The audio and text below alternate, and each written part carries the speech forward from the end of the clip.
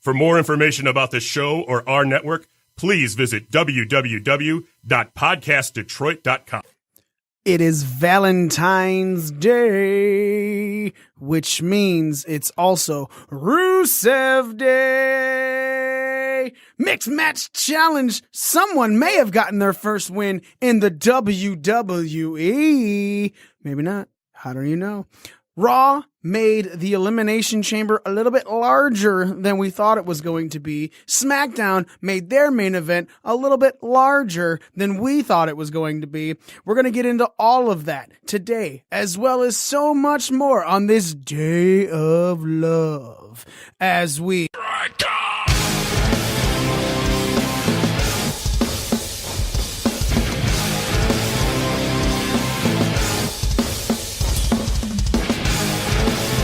Just made the list!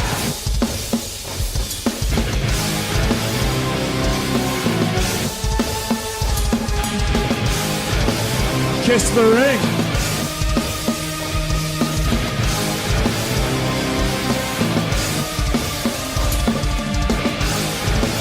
I'm the best in the world. What?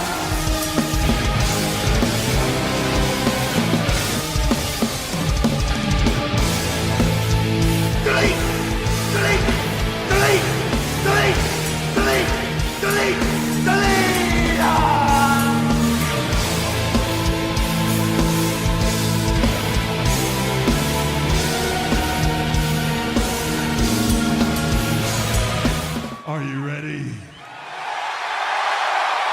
No! I said, are you ready?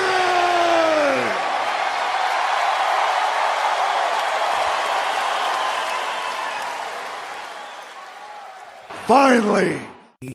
You are listening to the most inappropriate pro wrestling podcast in history. You're listening to Breaking Down the Ring. We're your ring crew. Smitey. And me. So many people here today. Orlando's running a little bit late. He'll be here very shortly. Joe and his girl just recently got their VD on, and Z found his hand. So he's not going to be here, man. He is busy from what I'm hearing. Or he's running on BPT. No. He went back. Man, so there's some things in the news this week that we're going to talk about before we get into Raw, get into SmackDown. Obviously, Dolph Ziggler has made his return. His contract is pretty fucking nice contract, man. It's kind of like a Jericho contract almost. No, because even Jericho's just there. That's all he is. You want Jericho, you throw money for an appearance. Maybe, sometimes. I don't know, because there was that day that they had Jericho show up for that triple threat that he was just filming something real quick. He was happened to be in town. Yeah, so they asked him to go on. He did. So Ziggler's making about $1.5 million a year, right? According to SportsIllustrated.com. Justin Barrasso. But his contract is also really nice to where he doesn't have to stay at events anymore after he's wrestled. If he wants to be done, he can be done and go, which is cool, I guess. Kind of, I mean, I don't know why I'd want to stay. Unless there was matches I wanted to see, you know. And then also he has the ability to do outside ventures as long as they don't conflict with his WWE schedule, aka that stand-up comedy thing that he may have wanted to try and get done, or any type of acting appearances or stuff like that. What do you think about that contract, Smitty? Oh, is there still a no compete clause? Because he can still go to the Indies and there's got to be a no compete clause. I'm pretty sure. Yeah, it seems like a sweet deal, honestly. So I can do whatever I want to. All I gotta do is show up, pretty much, and get paid $1.5 million. Yeah. I mean, there's no way they're paying him that much money if he's able to go wrestle somewhere else. You know, like he can do outside ventures as in acting. He could do outside ventures as in the stand-up comedy and things like that. But I refuse to. I mean, maybe with special exceptions, like Drew McIntyre was at that Hall of Fame this week. Yeah, for Evolve. Yeah, no, was it Evolve? I think it was like IWC or something like that. IWC. And so he obviously got he talked about how Triple H allowed him to go and things like that. So I'm assuming but at the same time, where would Dolph go? He's been WWE through and through for a while. The only place that would take him would be Ring of Honor or New Japan. Impact take him. No, but again, the only place that he would want to go that has that exposure are one of those two places. And there's no way WWE is going to do that because an indie show is not going to pay him anything major, which, I mean, look, I get it, but, Sean Waltman got a sweet deal for showing up at indie shows. So what? X-Pac got a couple sweet deals showing up. Of course at he indie does. shows. He's X-Pac. That's all he's got. I mean, he's got a name. He is DX. He is X-Pac. He's the guy that, fucked Chyna right out of the fucking WWE Hall of Fame.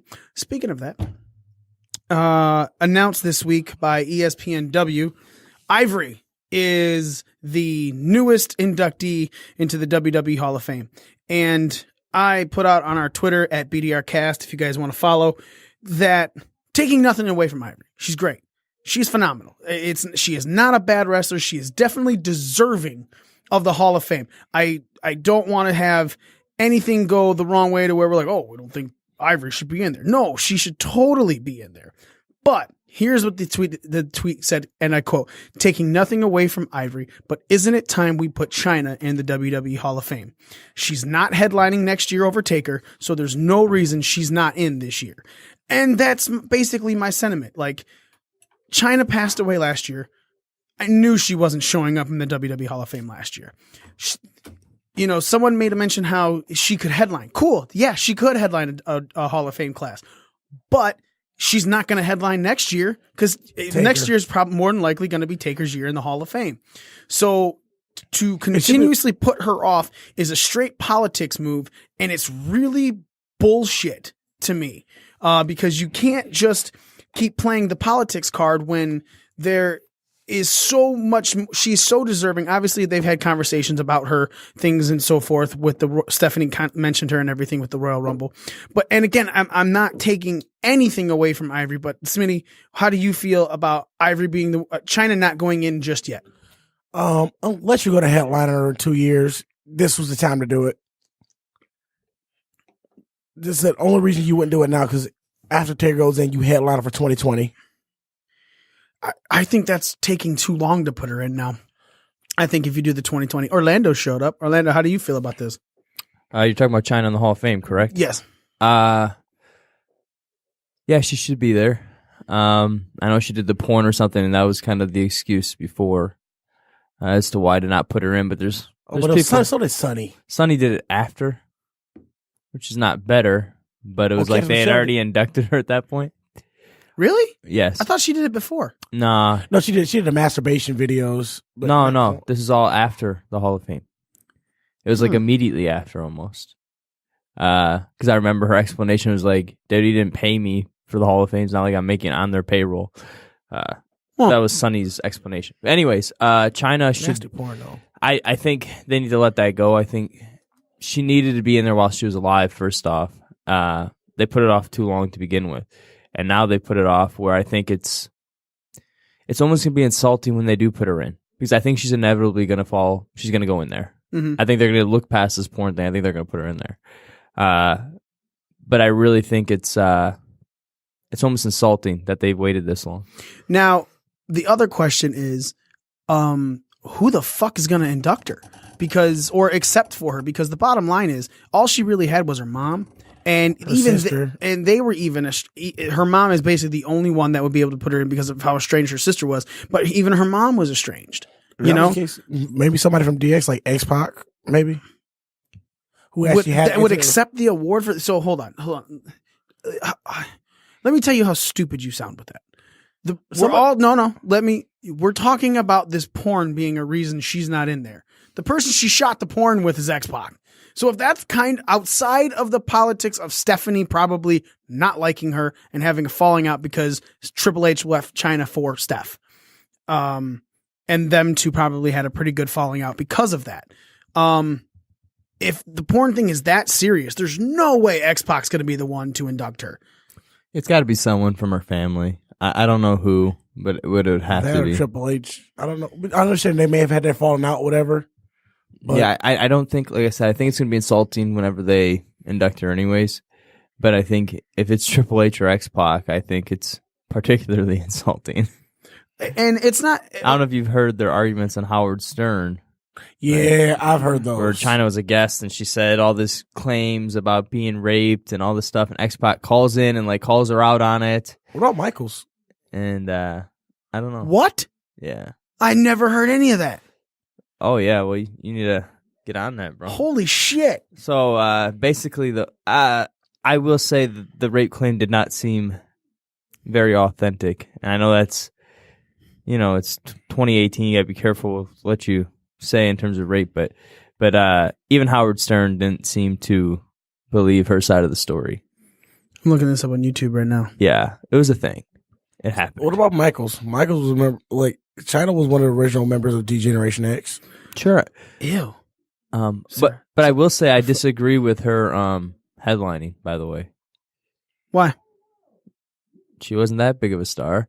She was probably, a huge star for women and stuff, but she wasn't like a main event player. She wasn't on the caliber of somebody that was the world champion or something. But I mean, didn't she do so many things that would possibly give her, the first woman in the Royal Rumble, the first woman to hold the Intercontinental Championship. Twice. Right. Well, yeah. No, she had an amazing career. I really think how can you have a Hall of Fame without her in it? Mm-hmm. Like in terms of women, she's a trailblazer. She's truly, like one of the pioneers. But I just don't think she's headliner worthy. I was debating whether or not Kevin Nash was headliner worthy, and Kevin Nash was world champion in 2 major promotions. Was one of the founding members of the NWO. Right. Had a over year run with the belt. Yep. Yeah, and I still was like, I don't know. So to be like, yeah, Chyna for sure, I'd be like, I don't know about for sure. I mean, you could work it where you could rewrite history with it and be like, yeah, she was. She also, wouldn't she be the first woman headliner of a Hall of Fame class? Right, and that's what I'm saying. So, I'm not saying that they couldn't do it. They definitely could. But in my mind, I would be like, I don't see her as a headliner. She was never the headliner on the show. All right. All right, man. I will. Oh, so it was Opie. It was Opie. It wasn't Howard Stern. No, there's a Howard Stern interview, the one I was referring to. Oh. But I'm sure it happened again and again. There's all kinds of interviews where she seemed really out of it in those last couple of years, and yeah, this is like 2015. She starts rambling kind of like nonsense almost. Did she get clean? She got clean toward the end of 2015, 2016. I don't know. I heard she kind of cleaned up as well. But then didn't she die from an overdose? Yes. Yeah, so she didn't clean up that much. Right. But definitely she deserves to be there. I can't understand why she's not. And Ivory, I think, belongs there too. I'm glad Ivory got inducted. Before Chyna? Well, no, not before Chyna. I don't think any of these girls that have been inducted go before Chyna. I mean, if we're being realistic. But we could have made the same argument about Rick Rude when it took him forever to get in. It took Macho forever to get in. People were like, why the fuck is Macho not in here? That used to be the thing. Is like, how can you take this Hall of Fame serious when Macho's not in it and Rick Rude isn't in it? Yeah, but the Macho thing, wasn't it like because of the whole Stephanie thing? Yeah, like again, Stephanie. Rumors. Yeah, 100% rumors. There's no confirmed stories about that, by the way. No one's ever confirmed that. Deny. I mean, yeah. I would deny that too. Fuck yeah, I would deny it. So snap into a Stephanie. Eat her. Snap into a McMahon. Oh yeah. Okay. Is there any other woman that besides Chyna that you would go, oh man, why isn't she in the Hall of Fame, but Ivory's going in? Because right now, the only one I could really think of was Chyna. Smitty? No, because both the Luncher Blaze and Bull Nakano maybe. Who? Bull Nakano. Yeah, sure, maybe. Is Wendy Richter in? She is. She is in. Yeah, I don't know.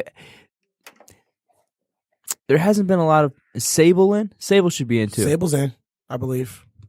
I don't know if Sable's been inducted, but Sable should be inducted. She should be in, but I was just watching wrestling from like 97 and 98 all week. Mm-hmm. Sable is the most over female in wrestling. She's over as anybody has ever been. It's insane how over she is. She was one of those people that were at the time where they would take what the crowd was reaction and actually run with it, because she was more over than Mark Merrow when she came in. Oh no, she but I mean, this is like right when after they split and she's doing like her singles run. Dude, she is so fucking over. It's unreal. Who? Oh, Sable's Sable. not in. Oh, yeah. She's not in. Yeah, Sable should be in there too. If you're gonna induct Sunny, I don't see how you cannot have Sable. Sable actually wrestled and was actually not bad at it, to be honest. Actually, her powerbomb was actually pretty decent. No, I just watched a lot of, like I said, I've been watching a lot of 97, 98 stuff, and dude, she was decent. Like, you know, she didn't know how to work necessarily, but like her movements and stuff were really good. So let's see. The women that are in the WWE Hall of Fame. Obviously, Alundra Blaze, Beth Phoenix. Who probably should have waited longer before they put her in there. Meh, whatever. Fabulous Moolah. Jacqueline. Ivory's now going in. Judy Grable. June Byers. Lita. Mae Young.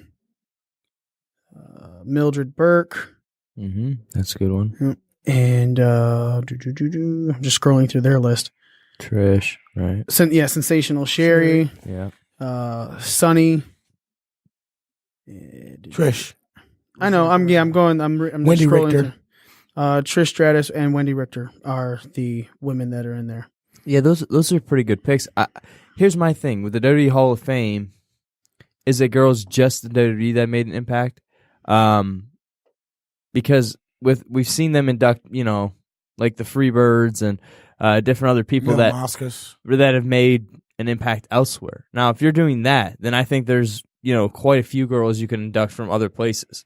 But in terms of WWE, I think, with the exception of Sable, I think Sable and Chyna have to go in. And I'm okay with Ivory going in because she was a big part of Glow, too. People forget that. Right, yeah. She was a huge part of Glow Wrestling and then had a nice run as Ivory and then, you know, had the whole right to censor thing. And to me, was way more deserving than Jacqueline. You know, Jacqueline, who I like, and I guess they rewrite history where they make it seem like it was a big deal when she won the women's championship because she's the first African American to do that, which is cool. But at the time, she also won a cruiserweight title right, too. But at the time, nobody made that a big deal. Like, you know, when Jacqueline won the belt, I don't even remember her really even winning it. And when she did, I don't recall people being like, "Wow, it's the first." It was just a glossed over fact they've now rewritten to make it seem like it was more prominent than it was. It's kind of like Ron Simmons won with the WCW World Championship. Yeah, but at least Ron Simmons, it mattered. You know what I mean? Like Jacqueline's run as women's champion didn't matter. So anyways, I think Ivory and Jacqueline, if you're going to induct Jacqueline, I think Ivory has to be there.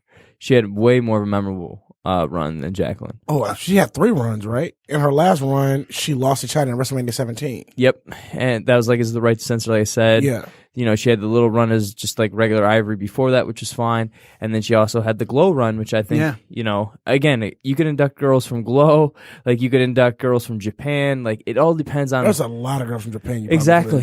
That's what I'm saying. So like it depends on.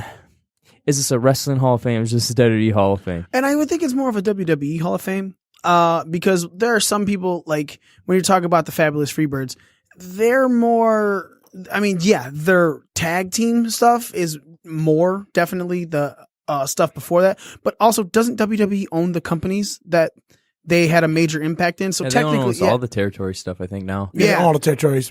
Like when it came down to WCW, it was either WCW had it or WWF had it. Yeah, so basically they owned everything except for NWA and anything in Japan, and then ROH popped up much later. And you know, Eastern Championship Wrestling. Yeah, but now they own that. Yeah. So I'm talking about, like, so of anything from back in the day, I think the only thing that they don't touch, that they don't have, is NWA. Like I said, I just wonder. I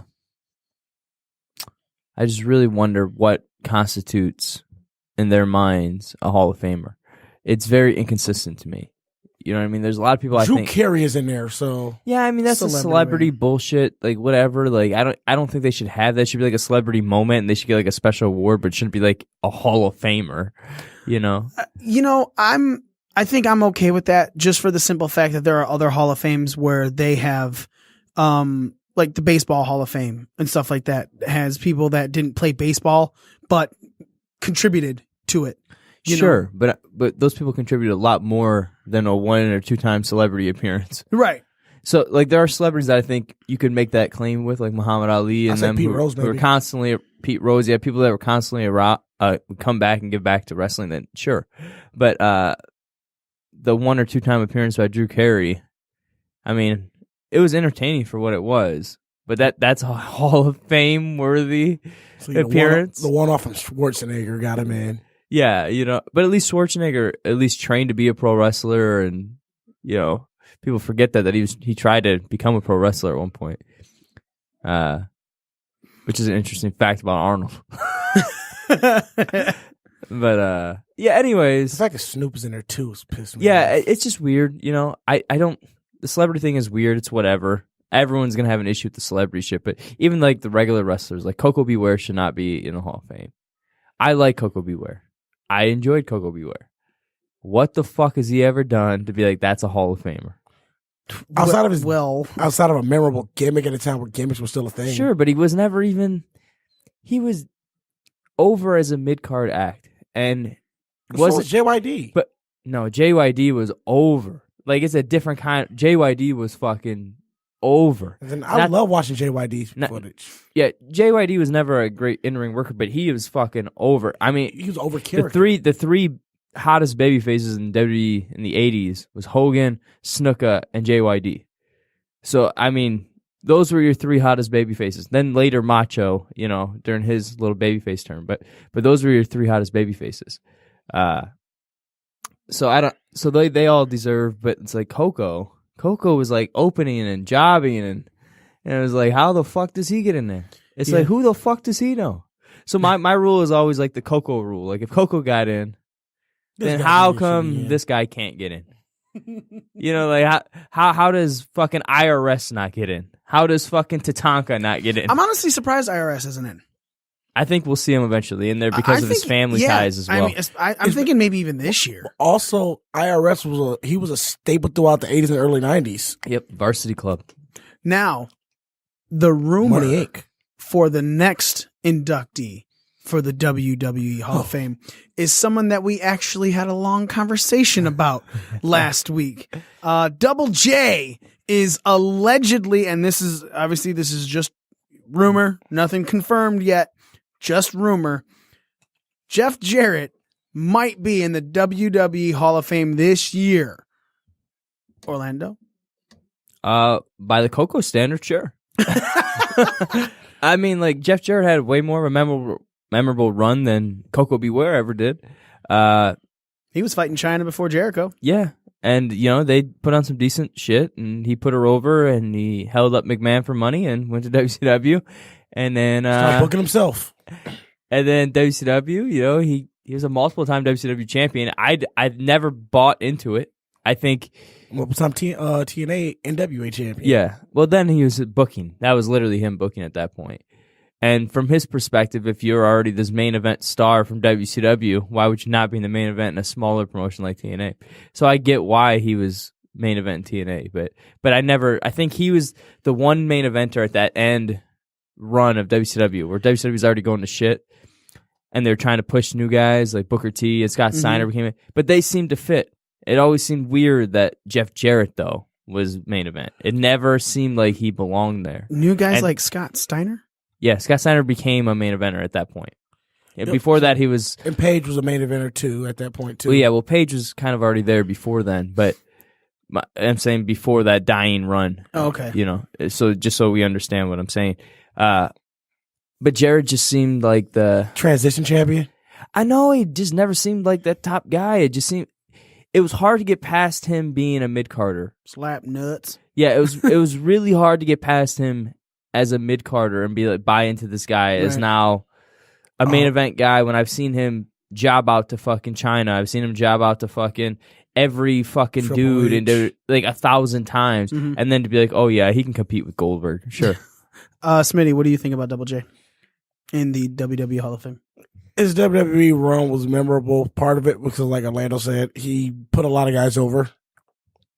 And Jarrett was a good worker. Like, can I just say that? He was a good worker.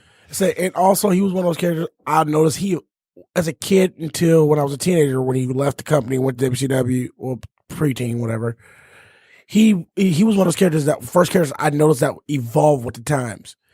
And when he first came out with the big Stinson with the lights, and it was like really tacky.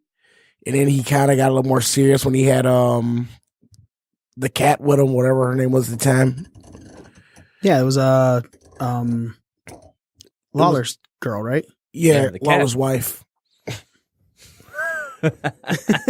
Yeah, so Wasn't she like Miss Kitty at one Miss point? Kitty, And then turned that's into what the it cat? was. Yeah. It was Miss Kitty. So he evolved as a character and still did. He did his job well.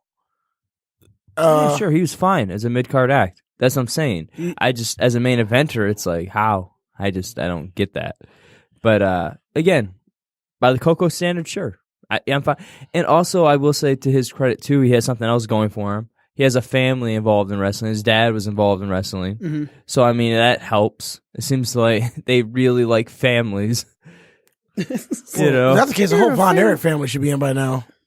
Most of them are, I think. Didn't they induct like fucking... Who they induct? They inducted a few of them a couple years ago. Yeah, it took 3 of them thus far. Was it like 5 of them or something like that? Oh, there's a lot. There's a lot. And then there's like make-believe brothers that they started adding as the other ones started killing themselves. Yeah, it gets real sad. Von Erich's story is really fucked up and sad. But a few of them belong. Sure, Fritz, Carrie, sure. Thanks, Tornado. Yeah. They all did. Anyway. They ain't coming back. Nope, not at all. And then, so there's this other rumor about a professional football player who might be entering WWE's ranks soon. He's already made an appearance at WrestleMania, where he helped his friend win the Andre the Giant Battle Royal. And right now, Mojo is the friend that we're talking about. He has stated that he has been working with this guy. So the guy is Rob Gronkowski, and Gronk himself has not alluded that he is maybe retiring after this season from professional football, and especially with that concussion right at the end in the playoffs. It makes sense to me. But when they asked Mojo about it, Mojo said, and I quote, he was talking to TMZ Sports. He goes, "It's not a matter of if, it's a matter of when. I can't speak for him." So, Gronk in WWE, Orlando? Yeah, I think it'll happen. I don't know if it'll be like a regular thing. I don't think he'll be a regular part of the roster, but I think he'll show up and I think he'll do a one-off. Whether that's when he's done with football or whether that's in the near future, I think that you will see Gronkowski in a WWE ring having a match with somebody. Mm-hmm. This time with security not trying to stop him from doing the work that he was doing. You can't come over. Oh, this is part of the storyline. Okay. Fucking security guard was ridiculous at that Mania. Smitey. It's just another pull. Like, it's one of those cheap pulls for publicity, honestly. It'll work, though, because Gronkowski's a huge star. He's got a big following. He's not just some nobody from the NFL. He's one of their biggest players. He's probably the best tight end in football. I'm okay with it. I'm okay with when people come back and it helps elevate wrestling. That stuff's okay with me. Mm-hmm. It's just how they do it. Is he going to come in and be able to compete with The Undertaker or Brock Lesnar? No. But if you give him a fucking match against some mid-carder, Dolph Ziggler motherfucker, and he runs through Dolph or something, I'm okay with that. That's what he's there for. All right, let's talk a little bit about Monday Night Raw. Monday night. Did you hear about the rumor about the brand split being done after? We'll get into that shortly. Okay. I thought we talked about news. That's why we were, but that leads into something else. Foreshadow. Monday Night Raw happened. Cena comes out early and he starts talking about how he's so happy and he's got to get his shot because he might not have another. He might not be at WrestleMania if he doesn't win the Elimination Chamber. Miz comes out and starts taunting him. Cena says, "Hey, let's have a fight." Loser comes in first, the Elimination Chamber. Miz says he's not stupid enough to fall for that and take that match, and then the Miz tries just go and beat Cena's ass. So he's like, "All right, I'll accept your challenge," because he's got the leg up. Of course, Miz Taraj gets ejected from the ringside by Kurt Angle, who comes out and confirms the match, and Cena goes on to win. The Revival then defeated Luke Gallows and Carl Anderson. Kurt Angle comes out and addresses Jason Jordan's injury and surgery, to which the fucking crowd literally cheered that Jason Jordan was injured and had to have surgery. Yeah, not cool. Kurt Angle, I don't know if Kurt Angle went off script with this, or if it was a part of it because they WWE expected them to boo. But Kurt Angle went and said he was speaking as a father and said, if you're cheering a WWE superstar being injured, that's really messed up. Bayley then defeated Sasha Banks, and Mandy Rose and Sonya Deville defeated Alexa Bliss and Mickie James. Braun Strowman attacked Elias with a huge fucking bass. No, it was a guitar, according to Jonathan Coachman. No, it was a bass. It was a huge fucking bass. After singing and everything as well, along with Elias. Roman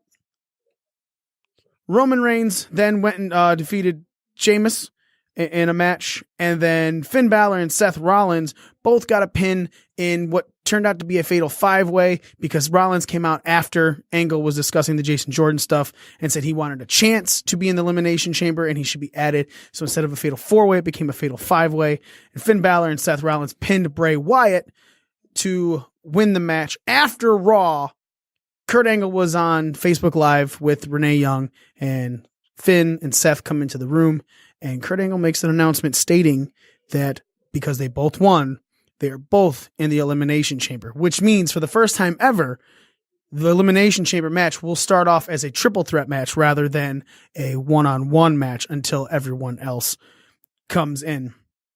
Okay, let's get right into the Elimination Chamber additions.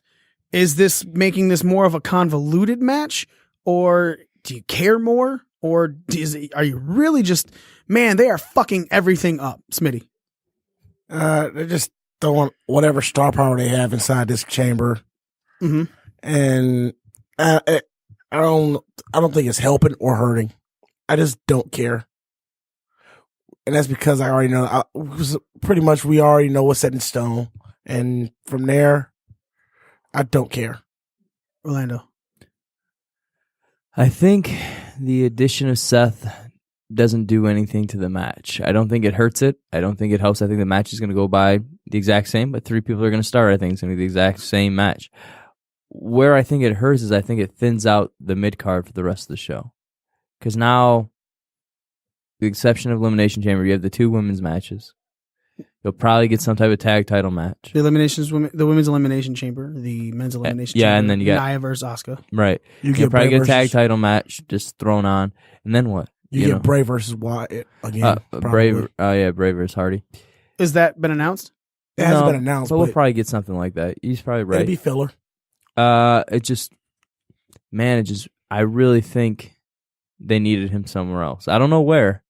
We talked about it last week. I don't know where, but they needed him somewhere else. It doesn't help the match to have him. It doesn't hurt it. Like, it's not going to hurt the match. The match is going to go by the exact same as it would. But I just think that was a mistake to throw him in there. Yeah, because all we have right now for this is like you said, the men's elimination, the women's elimination, Asuka, Nia Jax, and Ronda Rousey's contract signing, which was announced on by Kurt Angle as well. So you'll probably get some segment. He also did say, he specifically said Raw contract signing. He didn't say WWE contract signing during that promo. That's fine. She deserves to be on Raw. Yeah, I was going to say she should be on Raw. That's where the most viewers are. But, yeah, I don't know. It just thins out the card to me, that's all. It's not a bad thing, just... It's not a good thing either. I'm indifferent about the addition. I just think it seems like you could have used him somewhere else. I feel like what happened here is the Jason Jordan injury really screwed them. And that's fine. I get this, because this was literally, it went from one thing to another as fast as it could. Be it that Jason Jordan went and got an MRI after the Rumble and all of a sudden the plans had to change, or he literally got the MRI after last week and they were like, after the week when he said he couldn't defend it, and then, they had to make a fatal 4-way second chance stuff, which they weren't planning to do. So I'm also wondering if that affected Miz going in, because if you guys remember, I was saying, I'm happy Finn didn't win. He's not in that chamber. He's not going to lose a match that he doesn't need to lose, but now he's in that chamber with this. So I'm wondering if they were just like, shit, we fucked ourselves by putting our IC champion in that chamber. we got to throw some more people in there. We'll get a tag match. These Elimination Chamber matches. How is it 5 minutes? I thought it was 4-minute intervals, wasn't it? Oh my God, I don't even know. Because my brain goes 3 minutes. So somebody knows, but we'll look it up real quick. But On it. But yeah, just I don't know, man. I'm excited to see because I think the Elimination Chamber is a fun match. They're fun matches, but overall, this card seems very thin. You know what I mean? Right. I don't know. It just seems like you could have thrown stuff. I don't know where else. Like, because I don't know who else you could have put him with now that Finn is in the match too. But The only thing you could do is put him with the Miz somehow, and that's the only thing I can think about putting. Which you can set up in this match. I'm not. Look, sure. there's the problem is they might have something planned for Mania for some of these guys. 5 minutes. 5 minutes. So with these, so that means 20 minutes of this match is going to be before, like the first guys are in, 5 minutes is going to go. Yeah. So you're going to have a 25 minute match before the last person enters the match, which means it's going to be about a 45-minute match. So that means you got an hour and a half for two of them, right? Because that's the men and the women. And normally their pay-per-views are about 3 hours. So with just the Asuka and Nia Jax match, and there's, like you said, there has to be something set up. And if we're looking at with Asuka, Nia Jax plus Ronda Rousey, that's another half hour. So that's, that's your 2 hours. So you need to fill that fucking card. And you're right. It is really fucking thin. Yeah, it's just a thin card. And see something to Apollo Crews. Right. They'll probably be in the tag title match is what I'm expecting. But even still, and you'll probably get a cruiserweight title match for whatever fucking reason. It's just a thin card. It's not bad. It doesn't look bad on paper. It just seems like they need to. When is the Elimination Chamber? It's in next, not this Sunday, next Sunday. Well, next week they need to throw some shit together. Yeah, it's real. Otherwise, it's just gonna be random enough. But again, it might help the pay per view because then we might go in with low expectations, and then they can, which we've done many a time, which helps us. Yeah, it's the only time we seem to enjoy pay per view. Right. And then going into the SmackDown Live side, Baron Corbin versus Dolph Ziggler was announced, and they were going to face together, like a one-on-one to see who would be entered to make it a fatal four-way for the WWE Championship. Well, Kevin Owens and Sami Zayn attacked them both at the beginning of the show right before their match started.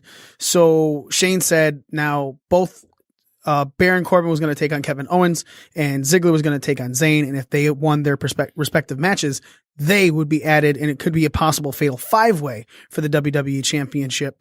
And then if Kevin Owens or Sami Zayn got involved in the other's match, they would be taken out of the WWE Championship match. Well, Ziggler and Baron Corbin both won, so now it is AJ Styles defending his title versus Kevin Owens, Sami Zayn, Baron Corbin, and Dolph Ziggler at WWE Fastlane. And now this is two main events where it just seems like they're throwing so many stars into this because they don't have anything else for them. How do you feel about that one, Orlando? Well, Eric Bischoff talked about this about a year ago, and it's like WWE does this when they don't know what to do with guys. When they don't know what to do with guys, they throw them in these multi-man matches because it's like, hey, we don't have anything individually for you, so we can just throw you in here. Mm-hmm. Ta-da. And that's how it feels, too. It feels like on both shows, oh, we didn't have anything. Hey, here you go. It just seems very thrown fucking together. And not to mention, how similar is it that they added an extra Yeah. Like, fuck off, two people. dude. Let's add two people to ours. Right, it's just fuck off. Like, the way they book it so similar. Ours in Elimination Chambers. Well, yours isn't going to be as exciting then. Right. It might be a better match. It's still, theoretically, from just a visual standpoint, isn't as exciting. Right. So they do the same thing on SmackDown. Now I think they thinned out the rest of their show. What are you going to do with the rest of that fucking show? I say the only thing we know that there may be a triple threat match between Orton, Mahal, and Bobby Roode. Yeah, but we're talking about just the main event and stuff. Like, he's talking about the thinning out of the card. Yeah, I'm saying it thins out the card. I think you'll still get one or two other matches, but then what? And they don't have another. You'll probably get an all-women segment, which is what they do on fucking SmackDown every week. All the women are in there. And then what? It's just... I see Charlotte gets a title defense against probably Ruby Riott or Sarah Logan. Sure. But either way, it's shit like this. It's just like... It's dumb. It doesn't make you interested to watch. It's not like they threw Baron and Ziggler in and we're like, oh shit, now I'm watching. Right. Now, I wasn't going to watch before, but you fucking got me. I'm not gonna lie, Lone Wolf's in there. Oh, shit. I did like the Let me get that Corbin Owens network. match, though. What'd you say? I'm not. Yeah, I mean, I get the match, but I'm talking about It's a long-term story. Yeah, the pay-per-view. So, how do you feel about them? Like we just talked about the mid card, but now for the main event to you, Smitty. How do you feel about them throwing more guys in the SmackDown Fastlane main event now? It literally felt like a carbon copy of Raw, Just without the chamber. Yeah, without the chamber. It seemed like, okay, these guys went to a fatal 5-way to one of them to get in. We end up resulting with two of them getting in. This one is like, oh, we planned on doing 1-on-1 to make this a fatal 4-way. Now let's make it a chance to make it a fatal 5-way, and that's just what happened to happen. So now I say that to get into this, as was mentioned a little bit earlier. So we see how full they're making these main events, and we talk about the thinning of the mid cards and how it just doesn't seem like this is going to be a really strong pay-per-view. Well, now the rumors coming down the pipe stating that the pay-per-view starting with Backlash being the first pay-per-view right after WrestleMania will no longer be brand specific minus, cause we were talking, it was the Money in the Bank. The Money in the Bank was going to be a dual brand pay-per-view. It was going to be a Big 5 instead of the Big 4. And now it seems that starting with Backlash right after WrestleMania, they're going to be dual brand pay-per-views, not breaking up SmackDown and Raw, but dual brand pay-per-views, whereas in SmackDown will have matches on it and Raw will have matches on it, but the shows stay separate. And do we feel like they're kind of booking themselves into this by doing this with these main events? Because we have mentioned it many a times. Going into pay-per-views with, you know, a week or two to go, we're like, well, what the fuck else is happening? Like, we don't know that. So are you killing your own ticket sales by not really pushing your pay-per-view to sell a story when you kind of need to? Because you don't have 2 shows anymore a week to sell this, and you kind of have to get the ball rolling. Are they fucking themselves, Smitty? yeah, kind of. But the way to fix that would be cut down the pay-per-views. Well, they were going, it was one a month. They did cut down the pay-per-views, and it was Raw would have this one this month and SmackDown would have the next month. That's how this year started off. February Raw, March SmackDown, April WrestleMania, next one whomever. You know what I'm saying? Orlando. I mean, yes, to your point, but I think having the joint pay-per-views is going to be better. It's far more interesting to watch people you care about on one show than to watch 1 or 2 matches you care about and fill it in with the rest of the shit. Sure, some of those matches that you don't expect kind of surprise you, so we'll miss out on those. But I think overall, I think it's for the best, because now I'll actually be interested in watching a pay-per-view, because there'll at least be a few things on the fucking show that I'll be like, okay, they built this, they built this, they built this, you know, here we go. Opposed to, well, all these guys are here, and what the hell is the rest of this going to be? Mm-hmm. And so it's less of an opportunity for those undercard guys to kind of get spotlight. So you'll probably see guys kind of drop off and sink or swim type of thing, which I think is good for business. I think competition is good. So guys have to get over now, you know, because now there's other guys that are going to be over on the fucking show. You can't just, you know, Ascension, you ain't going to be on any of these pay-per-views. You know, you better do something. Brazongo, Ascension. Right, like you better do something to get on these fucking shows, because otherwise you're going to be fucking lost in the shuffle. My only complaint is I don't want to see repetitive booking. Like, I don't want to see 2 same tag matches and 2 women's matches every fucking pay-per-view. So you're going to see it. You're going to see it. So like they better switch it up and, you know, make sure that their booking is interesting enough to hold our attention through similar matches all fucking night. And that's what I was going to get at, is the fact that now it seems like if you're going to do that, you're basically just giving championship matches on pay-per-views, because that's 2 major titles, 2 mid-card titles, and 2 tag titles, as well as 2 women's titles. You know what I'm saying? That's 8 fucking titles. Right. That's and a 8 cruiserweight title. Okay, yeah, so that's 9 fucking titles. Right. Well, including a pre-show. Well, like I was saying before, though, is like if you go back and you watch all these old pay-per-views, they didn't have some of those guys, even the bigger names, on every show, on all the pay-per-views. Mm-hmm. Like Booker T was a main event player on SmackDown, but you didn't see them on every fucking pay-per-view. It's the same thing with the tag champs. Next thing you know, you don't see them on fucking SummerSlam, like, or whatever. And I think that's fine. Like, the idea that we have to include everybody, and just because they're a champion, they have to be on this pay-per-view. Fuck that. No, they don't. If they have nothing interesting for them, don't even put them on there. I don't want to see fucking Apollo Crews and what is this Titus versus fucking The Bar. I don't care. I don't want to see it. Right. That should have grown on me.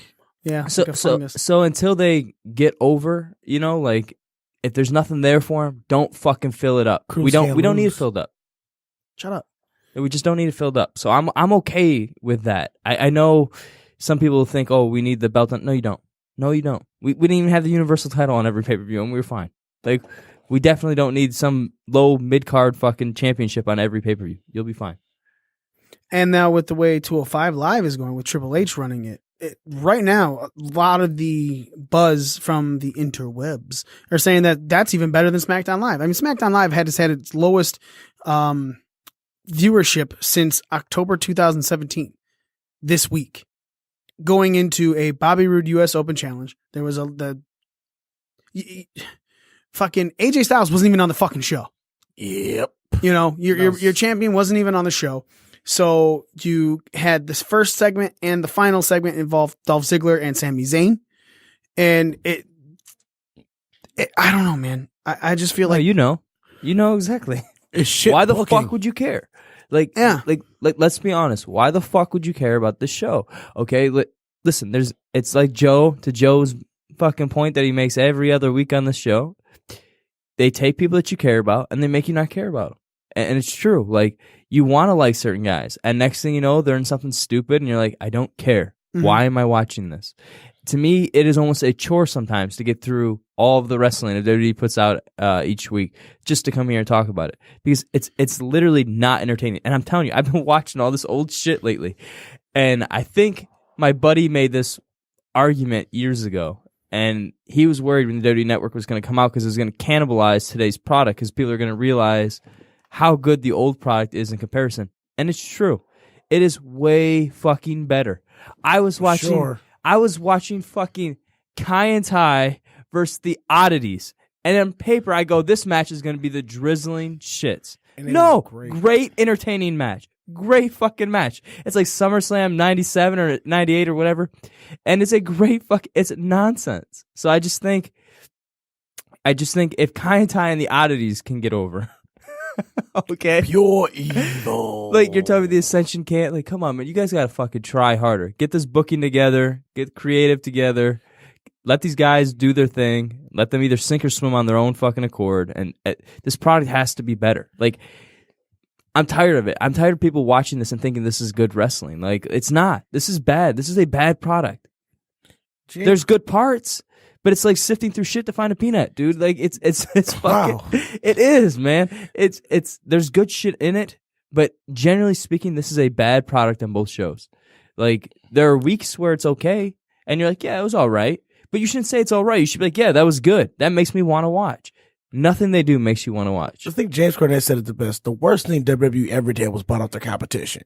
Because when you have to compete with yourself, you have no reason to get better. And they just got stagnant. And they've been stagnant for over, 2 decades now? And we've talked, and I've said this a million times, and I'm sure other people have said this. I'm not like, the only originator of this thought. But each show needs to feel fucking different. Like, I don't want to watch SmackDown and it's the exact same setup but blue, and that's what it feels like. Now. And even the champions, the matches feel the same. Nothing feels creative. Nothing feels must watch on TV, with the exception of maybe a Ronda Rousey come in or something. Right. These one-off moments, like, you just don't. There's nothing weekly to entice you to keep watching. If I wasn't pro wrestling, I'm telling you right now, there's no fucking way I would watch this shit. There's no fucking way. Only because I am in this business and I am ingrained in this culture. And because we do this podcast, do I sit through all this? Because there's no fucking way, dude. This is bad wrestling. I kind of agree with you, because of the fact I do watch a lot of indie and lesser known promotions, and I love those ones.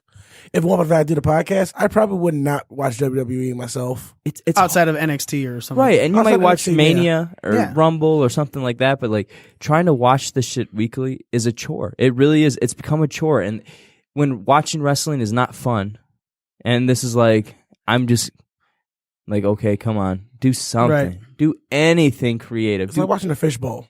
Listen, the wrestlers are all pretty decent workers. Like Mhm. in the ring, I don't see a lot of maybe better overall than they've been in the last 15 years. Like they have really good in-ring workers.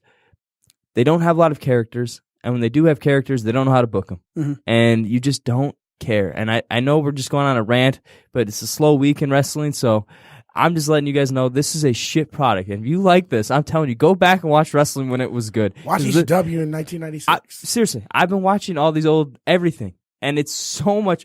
Dude, you would think the most jobberific guys you see on these shows, The Blue Meanie. sure, you would think, okay, Blue Meanie's this is gonna suck. No, it's way better than fucking what WWE puts out now. It's because they're smarter about the way they book guys. They're smarter about how they tell their stories. It's just way more put together, and everything is vastly more entertaining. Like I said, I watched Chyna versus the Oddities, which on paper, I'm telling you, I thought was going to be the worst fucking match. But they told a great fucking story about these small guys just getting bumped around. And yeah, there's some really racist stereotypes going on. But it was entertaining. At the end of the day, I go, that match was better than anything I've seen on Raw in fucking 4 weeks.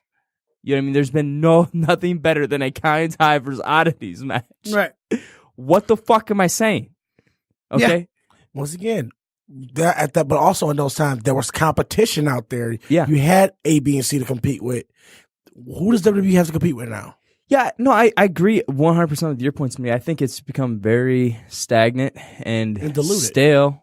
And I think they make money in spite of themselves, you know, and they do. They make so much revenue from, you know, fucking toys and this and that, and they have so much, you know, there's shit everywhere that they make money anyways, but it's a bad show. It's a bad TV product.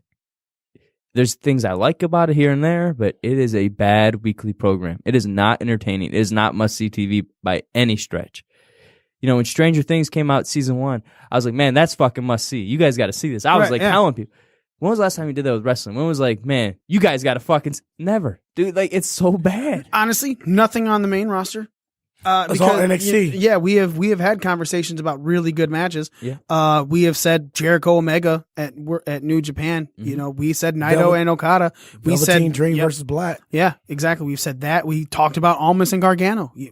There hasn't been anything on the main roster that I've truly been like, damn, you got to watch that. Since, and in all honesty, Cena Styles last Rumble, 2 Rumbles ago. Yeah, 2 years ago. Well, a year and a month. Right. And again, there's probably a moment or two in here that was really good that you were like, wow, that was fucking That's a little good. friendship. But nothing that you would tell people like, hey, you have to watch Raw next week, because this just fucking nothing. Right. It's just, you don't fucking care. And I just don't understand how you can have this many great minds in wrestling. Like, this is what blows my mind about all of it, is we have this many great minds backstage as agents, as part of creative, and Talent development. right, and all these fucking people, and nobody's watching this going, hey, man, there might be a problem here.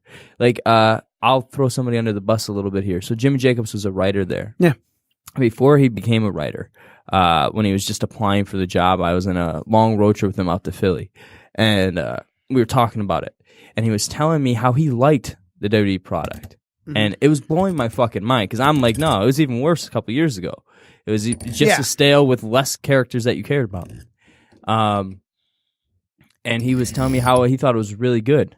And it blew my mind. And I think it's almost like if you're friends with guys there and you're part of it, like you're kind of like in that bubble, and you think, oh, you know, we had this good match, so TV was good.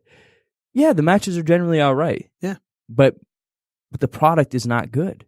And it's like, I feel like maybe there's just this kind of drinking their own Kool-Aid type of mentality, because they're making money and they're on TV and these are your friends and they're doing well, and it's like you drinking your own Kool-Aid. I think sometimes it's better, and it's one of the reasons I like doing this podcast, is getting your guys' perspective, because you guys aren't in the fucking bubble. Mm-hmm. You know, wrestlers, like, we're in a fucking bubble, so sometimes we get, you know, our bubble vision of what we think wrestling is. You got to remember, this is for fans. Yeah. What do fans find enjoyable? You know, what do they like? And not just maybe the smart fans like you guys, but maybe even the casual fans. You know, what are the fucking random Joe on the street like that hasn't watched wrestling in 10 years? Well, actually, that's my little brother. He's a casual fan. My youngest brother. He was I actually sat down and watched SmackDown with him actually on Tuesday, and he said he's been watching for like the last month or so lately. And the one thing he was upset about, he said, "Where's AJ Styles?" I'm like, "You know who AJ Styles is?" And I figure like, oh well, the one thing Mikey likes to drill in my head, like, let everybody knows who AJ Styles is. Like, pre wrestling fans do know who AJ Styles is. But he said, yeah, I knew AJ. I didn't know where he knew who AJ Styles was from his first TNA run. But he was really upset that AJ Styles was not on the show. AJ Styles the reason he starts tuning back into SmackDown. He said, maybe every now and again I watch Raw, but when I found out AJ Styles was on SmackDown, he started watching SmackDown again. Yeah, I just think they're in their fucking bubble, and I don't know. Again, they make money in spite of themselves. No matter what they fucking put out, they make money. Right. You know, like they're making money in so many different little ways. Even if their business is going down a little bit, it's still going to go right back up because of fucking the network and stupid other. They have their money everywhere. You know, they're so smart. Mm-hmm. It's a fucking. I think they're one of the 100 biggest companies in the world still. Yeah, I don't know. I look at it like this. When you're watching this product week in and week out, like we do, and like we said, there are times it's a chore. These last couple weeks being chores. And you're also on the road to the biggest show that you had. So right now, everything should be entertaining. Everything should make sense. Everything should have some sort of longevity for it. I understand that injuries fuck things up. You know, Jason Jordan going down when he was supposed to be the fifth person in the Elimination Chamber, so on and so forth. But it feels like when you watch the older stuff, there is a long-term storyline for everything. Even when you're talking about Kai and the Oddities, there's still something that happened a week or two ago, or that happened after it started a couple weeks down the line, to where you're like, oh yeah, I got this. I totally forgot about this. Outside of the Jason Jordan, Kurt Angle storyline right now on Raw, and the Sami Zayn, Kevin Owens, Shane McMahon, Daniel Bryan storyline on SmackDown, there is nothing built up to make you care about anything else. Nothing for Braun Strowman. That Elias shit in the Elimination Chamber, that's all starting now. Nothing for Woken Matt Hardy and Bray Wyatt. Sorry, you fucking had him lose in a fucking lackluster match. We lost all care for that. You know, Bar became champions again. Okay, so they talk shit to Seth Rollins backstage, but you know, Seth said he doesn't want to be involved. But Seth said he doesn't want to be involved with them. Dolph Ziggler left for 7 weeks. All of a sudden, he's coming back because they want, and they're going to throw him in the main event. Baron Corbin going to get a shot at the WWE title. Why? What purpose led to this? There's no one in that main event. Why were these guys picked? You know, the Bobby Roode U.S. title thing. Nope. I granted it's really new, and the RKO happened last week, and you know, but there isn't a single thing on these shows outside of the two top, the things involving management on both episodes that have a long-term storyline. And even those things aren't entertaining because we're over them, because they're not booking it in a way. Granted, that we were all kind of starting to love Jason Jordan a couple weeks ago. We all said, we're like, man, he is really taking this to another, and then he got injured, and that sucks. And that could have swayed this to at least a little bit higher of a give a fuck, especially coming into Elimination Chamber. But the thing that they are missing is an overall storyline for their shows. You know, the joke used to be, oh, wrestling is a man's soap opera. Okay, it was a joke, but it was also true, because there was lead characters and mid-card characters and different characters, and they all had something going for them that made you go, if it wasn't that week, it was definitely next week, or it happened on SmackDown. So when you bring it up, like that just reminded me, like we all said we're starting getting the Gable Benjamin thing, and I it's didn't like, say that, but go ahead. I don't. But go ahead. into Gable. Go ahead. Well, the whole Gable thing, even with Benjamin, like you're starting to care about that character and what is it? What do they have him doing after the whole loss of the Usos? They literally have him treading water right now. That's most guys. I mean, it's a lot of booking. To Mikey's point, I think they need storylines. I think they need storylines for the undercard and midcard, and they need to be more creative. There doesn't need to always be a storyline revolved around the belt. Right. You know what I mean? Like, it's like, oh, you're the champion, I'm the number one contender. That's the only storyline they can come up with. They are not like smart enough to think outside the box anymore, which is mind-boggling because I'm watching these old shows and like they have all these intricate fucking things that like you have to kind of pay. Even I'm like, what? That doesn't even make sense, but they're fucking trying to do some shit. Yeah, Conti Venus, that whole gimmick. That sure. whole bit. I'm just anything, you know. And then I will say, in terms of just the in-ring work, back in the day, everyone kind of had their own style. Mm-hmm. Whereas today's style is like today's style. Everybody works that way. With the exception of a handful of guys.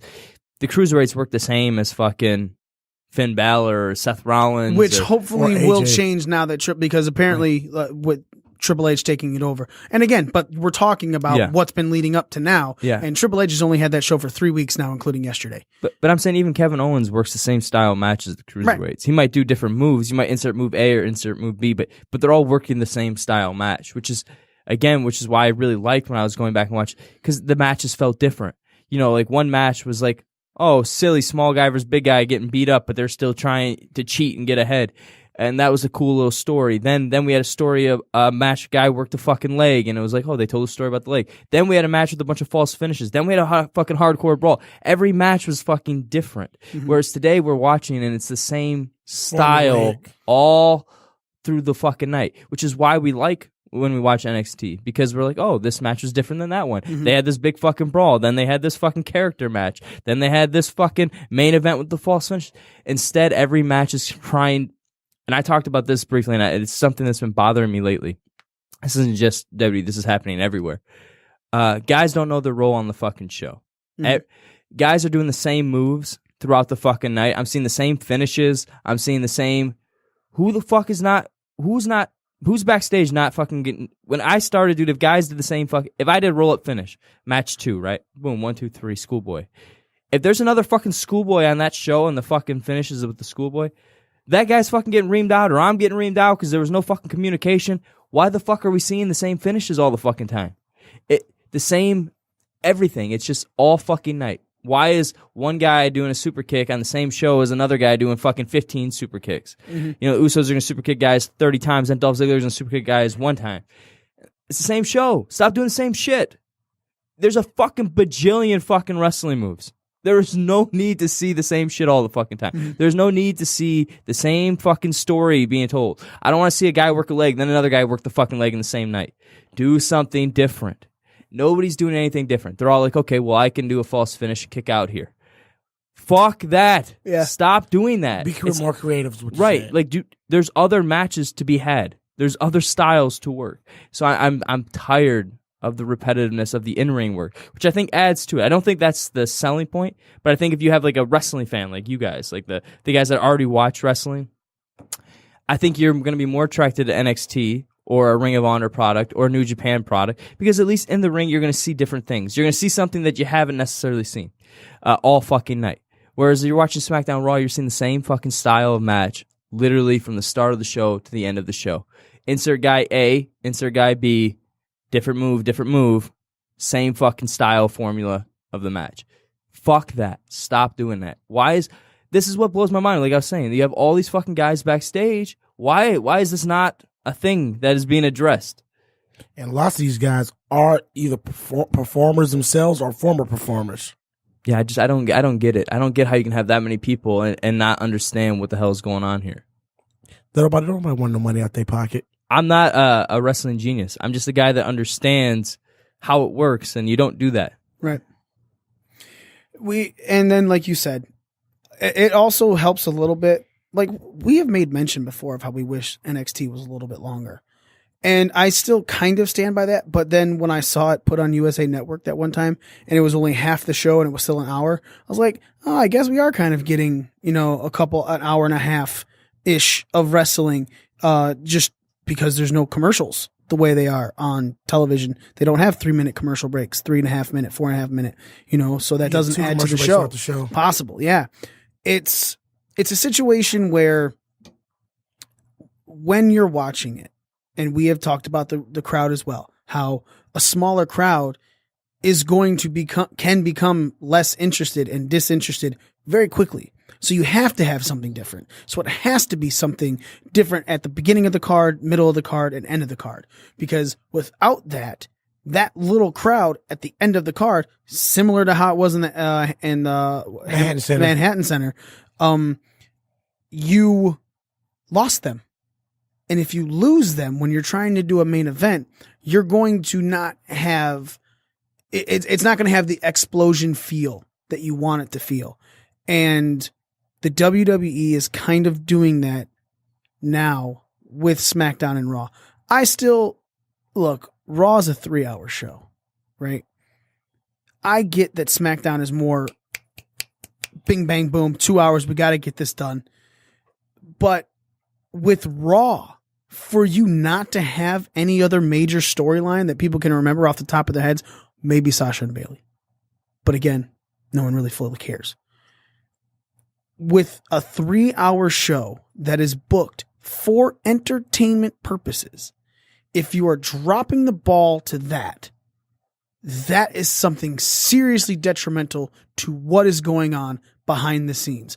Be it writing with creative, be it the agents and the conversations that they're having. However, it is something that is seriously becoming a major problem to the point where now you could be selling out SmackDown pay-per-views. You could be selling out Raw pay-per-views. But the fact that you don't have anyone caring enough to go to these specific pay-per-views that you have to bring them all back together is a major problem for your show, not the pay-per-view attendance. If you're going to put it on the pay-per-view attendance, you also have to look at, well, what are we giving them going into it? Nothing. You're not giving them anything. Weak management. It's not on the people. I don't even think it's a management. I really think that's okay. If it falls on anyone, it will always fall on Vince McMahon, because writers will say stuff and they'll take it to Vince, and then Vince will say, "Well, I'll switch this up," and then they'll go switch it up, and they'll be, "Oh, well, so now you got to switch this up," and then they'll switch it. So now it's coming back, and the original idea they had may have been good, and it may have made sense, but now because so many things got switched up, possibly that now it looks like shit. I'm going to tell you right now, if Hayes is writing anything, if Hayes is putting anything together, he doesn't need Vince's approval. He tells Vince, this is what we did. We're not giving you the full rundown. And Vince goes, sounds good. Go ahead. Put it out there. Because he more than likely trusts Hayes. You trust Hayes as much as you trust Patterson. And so it's them. It's them. It's not what the audience is doing. It is not what the matches it's not even the workers. We can't even, we haven't said a single thing about the workers because we've always said it. They just do their job. And on top of that, they are having good matches. We're not going, oh my God, what a fucking stink fest this show was in matches. We're talking entertainment wise, because we're not interested anymore at the end. Ziggler and Zayn had a really good match. Like you said, Baron Corbin and Kevin Owens had a really good match, but we didn't care because the story wasn't there really. It wasn't organic. Nothing. I get Owens and Zayn. I get what they're doing. I really fucking do. It makes sense. No, we don't want more people in. We can take this title, blah, blah, blah. But for it to be those two people, that really didn't kind of make sense. You know what I'm saying? Man, even fucking Orton would have made more sense. Because Orton's had some fucking matches against Zayn and Owens with him and Nakamura. So that would have made a little bit more sense.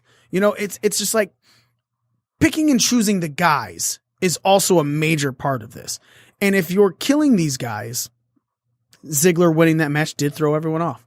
But then he left the title in the center of the ring 2 days later and been gone for 7 weeks.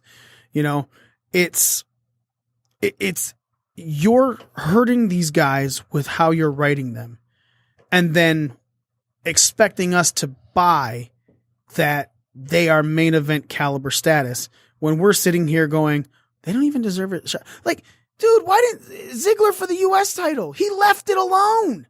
He was the champ. Why is he going for the main title? Why aren't you putting that? The fucking story's right there. And you said, fuck it. Because, as we said on the show a lot, WWE likes to insult their viewers' intelligence. I don't think they go out of their way, at least generally speaking, that they insult us. I think they just do. I just think, like, they have their mindset like, hey, this will be good. And it's like, are you aware of what the audience thinks of what you're doing? Now. It's like they're oblivious or they don't care. You know what I mean? Maybe Right. a combination of both. But they just do what they think always. And it's like, are you listening to what's over, what isn't over? Are you paying attention? I don't see how you can have that many minds there. Again, I'm not a wrestling genius and I can see it. Mm-hmm. So you're telling me you got all these guys that have made all this money in wrestling sitting back there? Are they just happy collecting a paycheck and saying yes? Or are they fucking going, yeah, this is good. What we just did was really good tonight. Yeah. Paycheck grabbers. And speaking of like where we've said, they're just like, well, we know it's over. So you built Balor Club, right? Gallows and Anderson, Finn Balor. You built them. They had wins. They had significant wins. Raw 25 over the Revival. But ever since Raw 25, Finn went away. He's now in the Elimination Chamber. Gallows and Anderson are just losing left and right to the Revival. They lost again this week. Possibly setting up a Revival versus Bar tag team title match at Elimination Chamber. But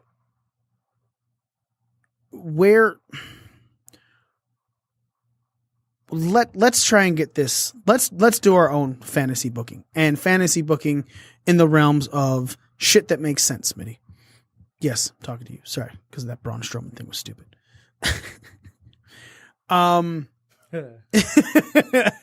Took me a sec to remember that.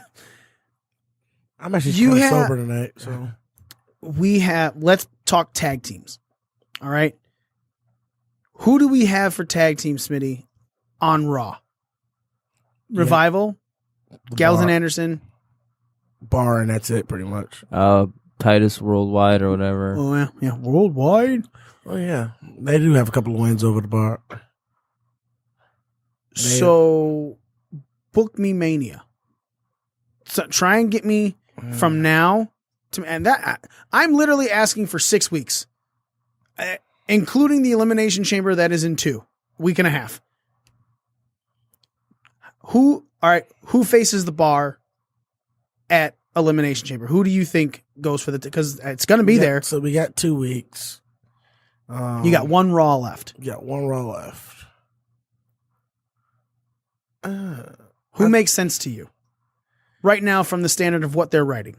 From standard of what they're writing, nobody. But not even the Revival, who's had 2 wins in 2 weeks. But if you run it, WWE doesn't run heel versus heel for titles. They do, and that's what they're going to end up doing, I think. Either that or it'll be a multi-man where you'll see all the other teams added. I see a multi-man, if anything, at least a triple threat, because Titus Worldwide has had their couple wins. Well, if you want to still try to build Gallows and Anderson, it's going to be one of those 2 teams, the Bar, and it's going to be the Revival. All right, so triple threat match. What do you think is going to go on for the Elimination Chamber for tag-wise? I think we just said it. I think you'll see either heel versus heel, or you'll see a multi-man where we got to throw everybody in.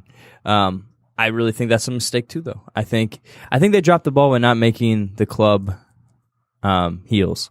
I think they should have been heels. I think heels look stronger, and they book heels stronger than they book baby faces. Mm-hmm.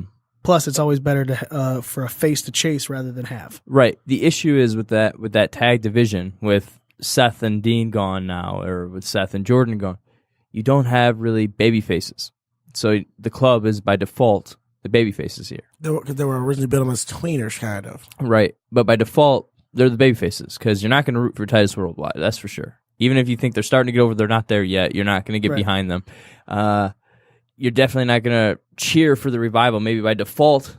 You know what I mean? But But again, they're heels. The Bar is heels. So you need a babyface tag team. So by default, now the club has to be the baby. So how do you insert this babyface tag team into said program? Because I think the way to go would be to build those 3 teams and fuck Titus Worldwide. They can fuck off till they get up more over. Mm-hmm. You know what I mean? Like let them do their little side act until fucking Tyler Breeze and Fandango me. You know what I mean? Right. Yeah. Like, until they do that, like I don't think they should be there. Just because they're in a tag team and they don't have any other ones. But I think those 3 would be the 3 that you're building. So you build those for Mania. I think because the club can be cool, I think what they should do is keep the tweener thing, but have them be like badass babyfaces and just have them fucking, either if you want to build it for Elimination Chamber or if you want to wait till Elimination Chamber, I think you have the club come out and destroy both fucking teams, either on Raw or Elimination Chamber. Like, destroy them. Not just fucking beat them up a little bit, hit their finishes. Fucking run through these motherfuckers. You know what I mean? You presented this tag team initially on TV like they were this big team from around the world. Mm-hmm. And yet, since they've been on TV, they've mostly done comedy and stupid shit. They dropped the ball. So all day. So here's your chance. Balls. Yeah, here's your chance to fucking, redemption. Right, redeem that. Yeah, that's a good word. So here's your chance to redeem that. They need to come in and fucking destroy these motherfuckers. That's the way I'm booking it. They're coming in, they're fucking throwing these tag dudes through the announce tables. Fuck giving that to the main eventers all the time. Give it to the fucking mid-card guys once. Mm-hmm. Give it to your fucking tag division who fucking is floundering. Give that fucking moment to them. Let them run through these motherfuckers. Let them get some chairs out. Whip their fucking asses. Then hit their fucking finishes. Now you look strong. Now those guys want to beat them up, so they get added to the match anyways. Or they fuck off and then till, I just think that's how I insert Team A in. So it should be entertaining. If, let's say, because Revival's been winning, they're given the tag title shot at Elimination Chamber, and then what you say happens. Mm-hmm. The club comes in, Gallows and Anderson just fucking run through them on Elimination Chamber. Yeah. So because the Revival didn't get their full match and the Bar got kind of screwed as well, mm-hmm. Then do we see the triple threat match then would be at Mania? Would make sense? That's what I would. Okay. That's how I would book it. But again, is that what's going to happen? No. WWE writers is not that intelligent. But it's like somebody is. Somebody there probably has even a better idea than that. Somebody does. It's just they're not speaking up, they're not being heard, or they're being ignored. It's just there's no fucking way they're going to go put out this bland-ass product every week, and there's nobody sitting back like this going, hey, this could be, you could do this here, this would be cool. So I think what a smart idea would be is that if at Elimination Chamber, the Bar dropped the titles to whatever babyface team they want to try to throw in there. There's only one. Yeah, but then you also, at that point, with the faces, like, we got how many weeks till Mania from there? You got 2 months till Mania? You got about 6 weeks. So 7 weeks. You still got enough time to build a story for Mania from there. Well, they all have enough time. It's just whether or not they actually will that'll make us care. Explain dropping the belts, and then because you don't have many. It's like, honestly, at this point, you don't have faces to chase the belts. Why do I have the heels chase the faces? But if you do what Orlando was saying, just come through match. Obviously, has no finish. Has no finish with tweeners involved, and there's just a huge destruction. Then there's a reason all 3 of those teams still want to fight at Mania. Would be a triple threat match for the tag titles, and then you could even make it like a tornado tag to where everything's involved. Yeah, when was the last time you seen a fucking triple threat tornado tag match? Right. I was like, the last time I saw a tornado tag was on NXT last week, but not triple threat though. Yeah, a triple threat tornado tag would be fucking phenomenal, and especially for Mania because 1, you haven't seen it. 2, if you build it with these guys running through everyone at Elimination Chamber, it makes sense because now everyone can fight on the outside too, and we actually care. Yeah. Could you imagine Karen? Fucking Karen. She's I remember. A bitch. I remember when I used to care. So does Pepper Farms. All right, so that's the ring cruise build for Mania tag match. Raw tags. Now, Braun Strowman. The most entertaining part of the whole week.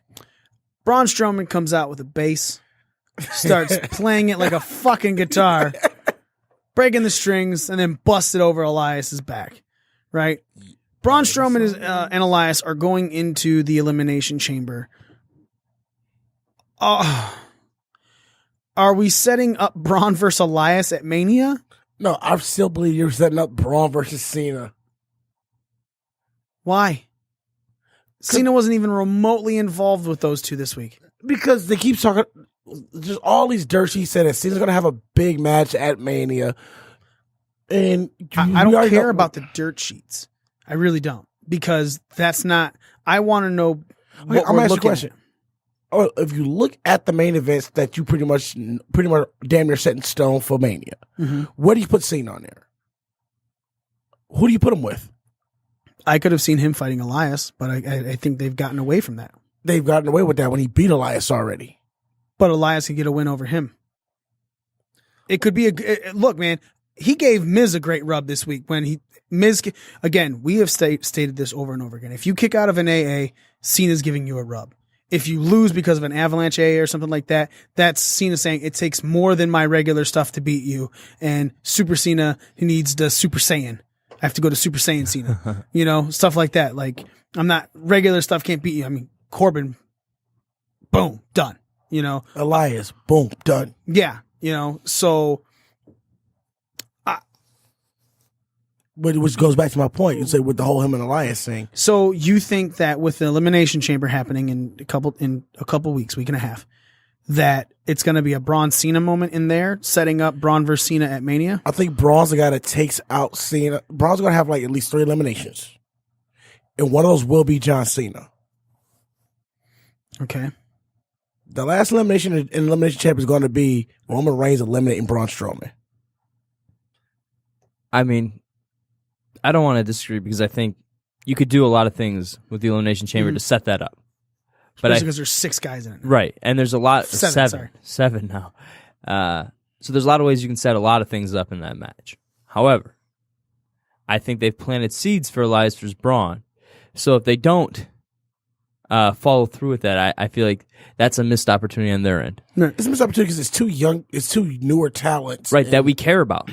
And it's fresh. We've never seen them do a program together. It doesn't, it's not something we've seen 500 fucking times. So it's fresh. It's like you have this opportunity. Now, again, are they going to follow that? Right. Now they planted seeds for it. Right, and that's but that's they do why that I'm all the time. I'm not talking about WWE fucking it up. This is all I said. Our fantasy booking going through for this. I want to see how we're gonna make it to where we would care about it and just see if it fucking happens. So what I'm saying is, let's say they give us Elias and Braun. Let's say we fantasy book that. Now I want that, but it's not. But happening. okay, shut up about that. I don't care what you're talking about logically. I'm talking about us. If that happens, Orlando, book that Mania match to where one person doesn't look buried or hurt. Well, I think Elias can always take a loss. He's that kind of heel. But I think it would mean more if he beats Strowman, but with some type of roll-up finish, some type of shenanigans either come into play or some type of roll-up finish out of nowhere. I think that would be really good because I think both those guys, they're pushing his heels, but they're both getting over his babyface. So I think you can really book that almost any way you want. I think either of them winning, I don't think hurts the other one. It just depends how. It can't be a clean win for Elias. That's it. Any other way you book that match, I think it's fine. If Strowman goes over clean, fine. That's believable. No problem. Elias will get his, heat or whatever back. After that, just being in that high profile match would be a highlight for him. I think Elias, again, would benefit more from winning, though. I think if Elias pulls off a fucking victory, it just can't be clean. It puts him in the Universal title picture. Nah. Even if it doesn't, I think. I think it makes him a much stronger mid-card. Here's my booking for it. Somehow, some way, with this Elias Braun thing, it becomes a Falls Count Anywhere match, right? Therefore, you can bring a whole bunch of stuff into this and help the shenanigans for Elias to pin Braun. Because remember when Dean and Corbin were going at it and there was a forklift used to keep Dean down? Yeah. That goes back to the Rock and Foley. That was a homage. But again, it's something like you can pile stuff on top of Braun Strowman and get Elias on top of that and make it so the reason Braun couldn't kick out is because he had to build up the energy to get his shoulders off. And After the match wins, you have fucking Braun, whatever the fuck's on top of him, eventually throw it off, making him look like the only reason you got a 3 count was because this shit was on top of me, this shit was on top of me, and it took me 5 seconds to get off the fucking ground. Put a couple center blocks, a wood pallet on top of him. Yeah, and that way you're building it so Braun's still a monster. Yeah. Elias, like you said, gets the shenanigan win. Yep. Braun doesn't look weak in a loss, and he actually takes a loss. Because right now, you're putting in Braun in matches where he can't take a loss. If you give them a falls count anywhere match, it is very easy for you to give Braun a loss and still make him look very strong. Yeah, that's what I was saying. So I think it benefits Elias more to win that. Again, as long as it's not a clean finish, I think you can do almost anything there for Elias. But I think Elias should win that. Booking, if I'm booking it, that's the way I'm booking it. But again, it's just, is that what's going to happen? And then And then again, it's hard to book these WrestleMania matches now because you got to really look at the whole show. What I would do is I'd use fucking Cena's free agents shit and put him over on SmackDown with somebody. Just because I think SmackDown needs the boost going into Mania. The ratings. Put him on SmackDown. Rude. I'd put him with Rude because Rude's already mentioned him this week. How he mentioned that he mentioned how Cena did this and he wants to keep the homage going. So it's very possible that you could put Cena against Rude because that small seed was planted right there. Yeah. The small seed was planted, but it was also the small seed of planted putting Mahal and Orton inside that before he was there too. Yeah, but that's for Fastlane. I'm talking about Mania. And like he said, Fastlane and Elimination Chamber are set. It's very possible that you could see Cena show up after if Rude wins to fight for the United States Championship. He could say, "I'm my U.S. Open challenge." He's like, "Cool, I'm answering it, and I want it at Mania." Because Fastlane is 2 weeks after, so you got a 4-week setup for SmackDown side to which also makes sense why the SmackDown guy won the Rumble because they had the later pay-per-view, so it's an easy setup with we already know who's a contender. Back to caring. Braun this week with the bass, smashing it over Elias, singing to get these hands moment. Did you feel that Smitty, we're going to start with you. Did you feel that took away at all from Braun Strowman and his monster character, or were you happy that it gave him a little bit of personality? Or, another caveat to this, are you worried that they just kind of started the seeds of a big show? I think, personally, I'm glad it gave him more character. I don't think it killed his monster image because of what happened afterwards. Okay. And the whole big show, and that's also my argument for the whole turn him into a big show thing. He did the whole little comedy bit and came back to being a monster right afterwards. Okay. So he wasn't relying on He wasn't relying on the comedy bit. The comedy bit was just a build up for what he was going to do that night. Get these hands. Yeah, and I like the comedy bit because he already did that stupid elf thing. And to me, it's like if you're going to put out videos like that, they're going to go viral. Like, then you have to be somewhat of that as your character. So it's fine. Give him that little bit of edge, but just understand that he's still a fucking badass. That's okay. Again, I think it helped that he still looked strong in the segment. It wasn't just the fucking comedy. But either way, I think it was fine. I think they've already went there with him with the comedy shit. And I think they're going there with the Alexa Bliss and him on the mixed match challenge shit. So I think you kind of have to add it. You're almost kind of like, if you're a writer, you're almost obligated to write like a little comedy for him. But wasn't always stated like the best characters have a bit of themselves in it, right? You turn up to 10. And if you follow the actual, I can't find his last name, but it's Adam something. It's on social media. He seems like a fun-loving dude. Are we talking about Braun? Yeah. You're giving his shoot name. I was like, what? Who, Adam? Yeah, I was like, Adam. No, his actual name. Are we talking about his Edge? last name. Adam. I know who Adam Copeland is. Yeah, but that's why I thought you were going to because I didn't realize you were dropping his shoot name. Yeah. But yeah, so I do follow him on edgy, other Smitty. I do follow him on social media. He seems like a actual like everyday fun loving dude. That's what I'm saying. So I think it's fine. I think what they could do ultimately with this, since they've already went there and they went there Monday, is they could make it like Austin. Like Austin could joke around and be silly, and then he could almost use that to play in like you think he's having fun. Next thing you know, he gets serious and has that fucking moment. It's like, oh shit, he's serious. So I think you could really layer up his character. Now I think he might be too green to think of all that, but somebody can whisper that in his ear though. Still, right? And if they write it for him, I think it could be good. I think you again, can naturally do it. I know Joe would probably be like, that's tickle butt, whatever. He might have liked it. Who knows? Yeah,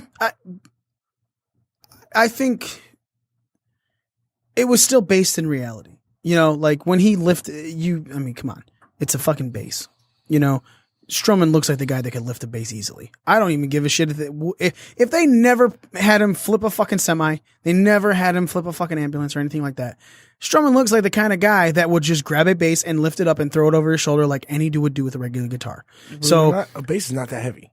But again, he did it with fucking ease. Like he made it look like it was the easiest fucking thing in the world. Granted, sure, it's not that heavy, but at the same time, it's still heavier than a guitar for a dude 2/3 his size. Going into this now, with Ronda Rousey expected to sign this contract at Elimination Chamber, we have the thought and possibility of Ronda now doing, because obviously with a Raw contract, Stephanie will be there, setting up the possible mixed match challenge. WWE top 4 in order, according to, I want to say Justin Barrasso from Sports Illustrated this week, said that the number 1 is obviously The Rock. Makes sense. WrestleMania 31 situation with those 4. Number 2 is Angle. Number 3 is Shane. Number 4 is the guy who has no WrestleMania plans right now, Seth Rollins. What if it's Cena? See, that could be another possibility. That even makes even less sense. Once he a free agent, Yeah, but they have another plan for him at Mania now. Yeah, but why would they? I don't think they would do that. Like, I even think the only reason Seth Rollins makes a little bit of sense is because he fought Triple H last year. Like, otherwise, those 3 have previous storylines involved with Triple H. Yeah. So it makes sense why those guys are involved. So we're in agreement that it'll be with Stephanie. Yeah, it's going to be the thought. The thought I was going to say, is, I read an article where they were bringing Ronda in because they thought it would help put over Stephanie, and not to put her over in the match necessarily, but just to elevate her standing as a celebrity. I read this whole I don't know what article it was, but they said they were bringing Ronda Rousey in to not help elevate any of the women of the women's division, but to help elevate the celebrity status of Stephanie. For the start off, that totally makes sense. No, I think at first I was like, "Oh, that's kind of insulting," but then I thought about it and I was like, "No, that actually is going to work better because you got to protect her anyways." Yep. So again, Ronda Rousey isn't a trained wrestler, and I've seen a lot of MMA people come in wrestling, and it's not as easy as they think. It's a different fucking world. So, you got to protect her. I think there's already a back story there. I wish they wouldn't have shook hands at Rumble. But they could still play that off too. They could still add that in. Yeah, there was still the whole incredible hesitation for Stephanie to clasp the hand, But what that then does is the rumor, because of that, means the women's titles at Mania matches is going to be Alexa Bliss defending against Nia Jax and Asuka going to face Charlotte on SmackDown. It makes sense, but they've already said that Asuka's going against the Raw champion. Didn't they already announce that? She has not made an announcement yet. They said they were waiting to have that announcement, and they told her to wait, storyline wise, after elimination, after the winner of the Elimination Chamber. So, I like it for SmackDown, and I would much rather see Asuka versus Charlotte than anybody else, but I don't like it for Raw. Why? I don't want to see. No, that means Nia breaks Asuka straight. But no. Yes. I don't think that. Because no, say if Nia wins, he's inserted into the WrestleMania match. That's the implication. Yeah, but if she loses, then and then Asuka chooses to go to SmackDown, they still need an opponent for Alexa. So then they figure that out. However, right. I'm actually okay with it, Raw side, because of what we've been talking about. There is a story built there. There is the Lexa and Nia never really had their one-on-one match for Bliss's title. That is built. The Enzo storyline was, while in there, she told Alexa go away. Alexa's new best friend is Mickie James because Nia's kind of left her in the dark with these little subtle things through Raw. So I think that build helps with that long-term storyline that they've kind of not done anything with, even though they set so many things up with it, but kind of shot it to the fucking dark. Just don't let Nia talk. That's what I'm praying. She can't talk. But what are you talking about, man? Right after she talked, they had the fucking thing come right back up on the WWE. They showed her promo again with all the words on it. It was great. It was everything that she said. Those words came before she said it. Fucking idiots. But thank you, Bludgeon Brothers, for crashing that screen on Tuesday, though. So with the women's title match, then, so how do we get to Asuka with Fastlane coming up? Because what do you mean in reference to what? Okay, so if Asuka's going to face Charlotte, she shows up at Fastlane and just saw Charlotte after the women's title defense. Well, yeah, I think the issue is that SmackDown's on Tuesday and Raw's on Monday. Well, it's also that Elimination Chamber, I think, is 2 weeks before Fastlane. So if you have Asuka obviously win her match and then Alexa Bliss win, you still have, because Elimination Chamber is February 25th, okay, and then you have the Fastlane is on March 11th. So yeah, about 2 weeks later.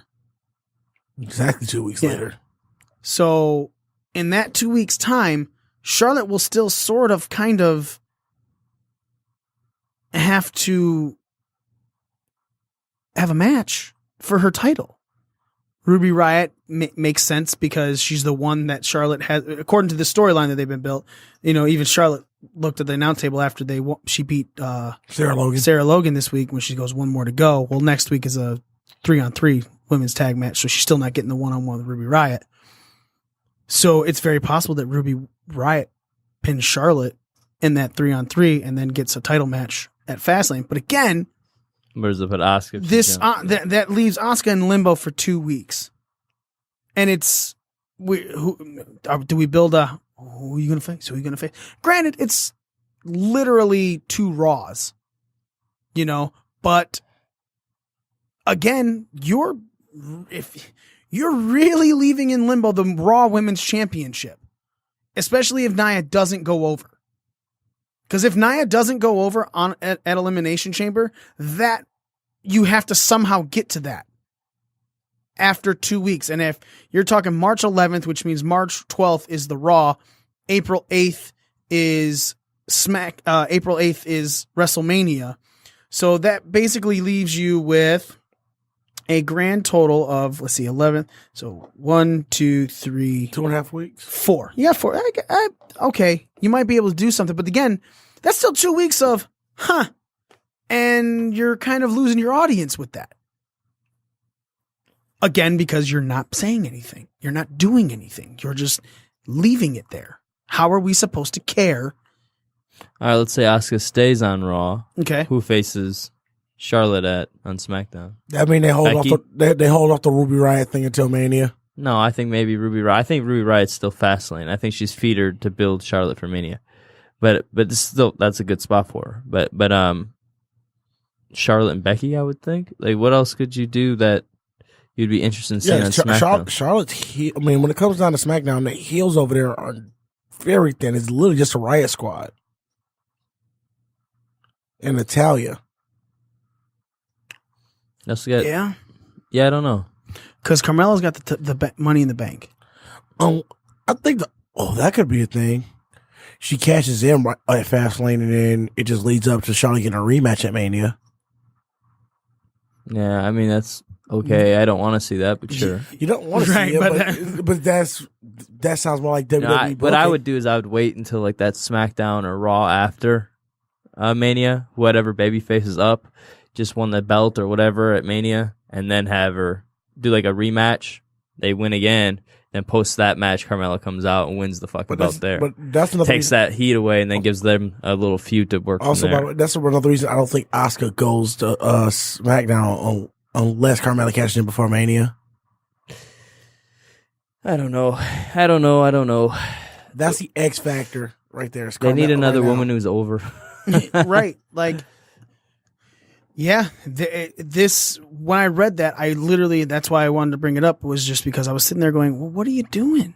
Like, where does this go to make any sense? Like you're It'll not be a multi-woman match. again. All right, so whoever gets the pin gets the SmackDown Championship. Whoever gets the second pin gets the Raw Women's Championship. We move on from there. Idiots. And finally, I want to spend this last 15 minutes talking about what Kurt Angle said. And we mentioned it. Orlando made a quick comment on it.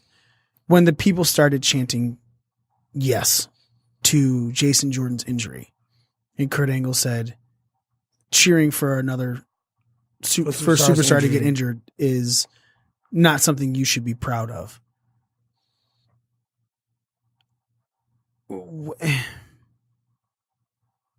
Smitty, how do you feel about that? Okay, so unpopular opinion, I'm kind of mixed on it. So the fact that the fans cheered to this guy's cheered to his injury, it is proof that the WWE is not listening to their fans about what they want and what they don't want, and the stuff that's shoved down their throats. Yeah, I do agree with the whole the general statement of it is messed up to cheer for somebody's injury.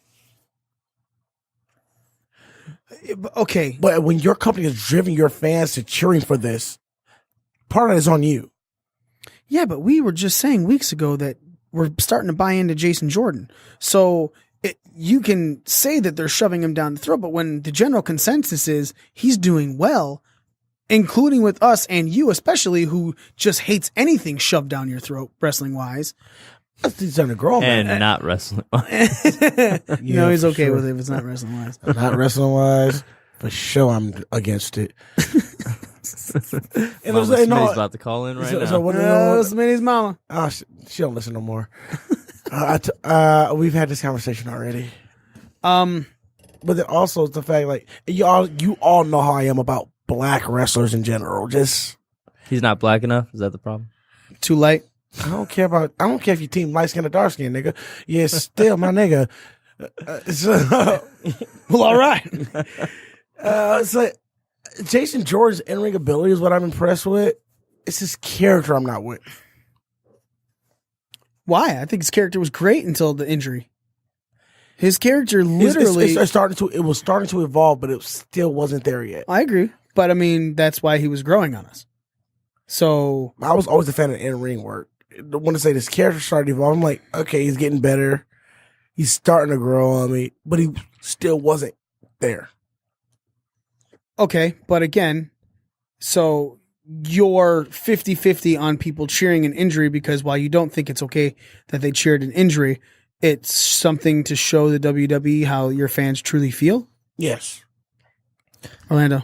I don't agree with that at all. But I will say, I think if it was like a kayfabe injury, if it was a Cowboy Bob Orton situation and the fans were cheering, I think that would have been great. Like, I think like if it was a kayfabe injury, but with somebody's real neck being injured, I think that's not something you should cheer for. But people are people, and they bought a ticket. So at the end of the day, my thing is, yeah, I think that's shitty of those people. And I've seen crowds. I've also been on shows where crowds chant faggot and stuff, and I think it's 2017, 2018 now. And I go, why are crowds still chanting faggot? You guys are the heels now. Yeah. But at the same time, you bought a ticket. That's one of the joys of being a wrestling fan is you get to do chants and you get to cheer and boo what you want. I don't agree with it. Personally, I think it's shitty. Someone has a neck injury. I mean, honestly, if surgery goes wrong, they could die. Mm-hmm. Their fucking neck could be broken they could be paralyzed. This is not like a routine fucking, I know they said it's a non-invasive or whatever, but it's a neck injury. Right. You know what I mean? That's not as... Surgery is surgery no matter what. Right, but especially to a neck. That's a big fucking deal. So I don't agree with it personally. I think if it was a kayfabe injury, I think it'd be fucking great. You know what I mean? That he got... if it was like Miz working a fucking injury and he couldn't wrestle at some show and the crowd cheer, I think that could have been a fucking cool moment or something. So the fact that it's a legit injury, that's the reason I become super right, especially a neck injury. I don't know, man. I think it's shitty. But part of it is like, like you said earlier, you're in the bubble of being in the industry. say me as somebody that's outside of the industry, and this I'll admit this. I am a jaded fan especially when it comes to WWE. So the fact that these crowds they're just this upset about certain things that they are cheering on it. That they are cheering. Where's on the injury. crowd at? What? San Jose. Wow, I am surprised. Then I'm definitely surprised. California usually isn't that type of crowd. Which goes back to my point. San Jose is usually a pro whatever you're doing crowd. Well, I don't know if they're pro, but they're normally definitely not kind of a smart murky crowd like that would do something like that. But hey, man, I mean, it could have just been regular kayfabe fans, just the regular fans who are like, he's gone, I don't like him, yay, you know. I mean, people are dumb, you know.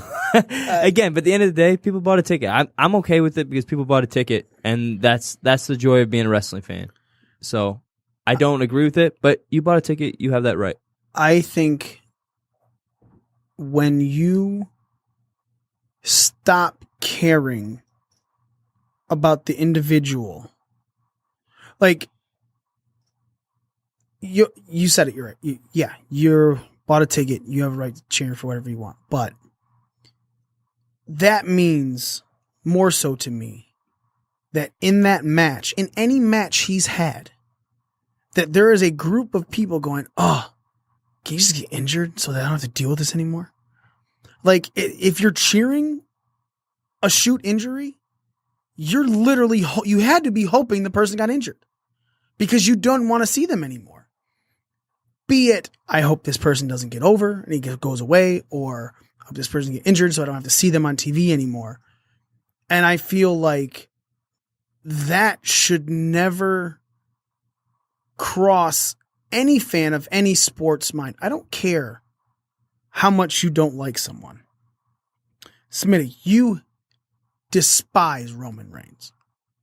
You do not like the way WWE is presenting him, shoving him down your throat, so on and so forth.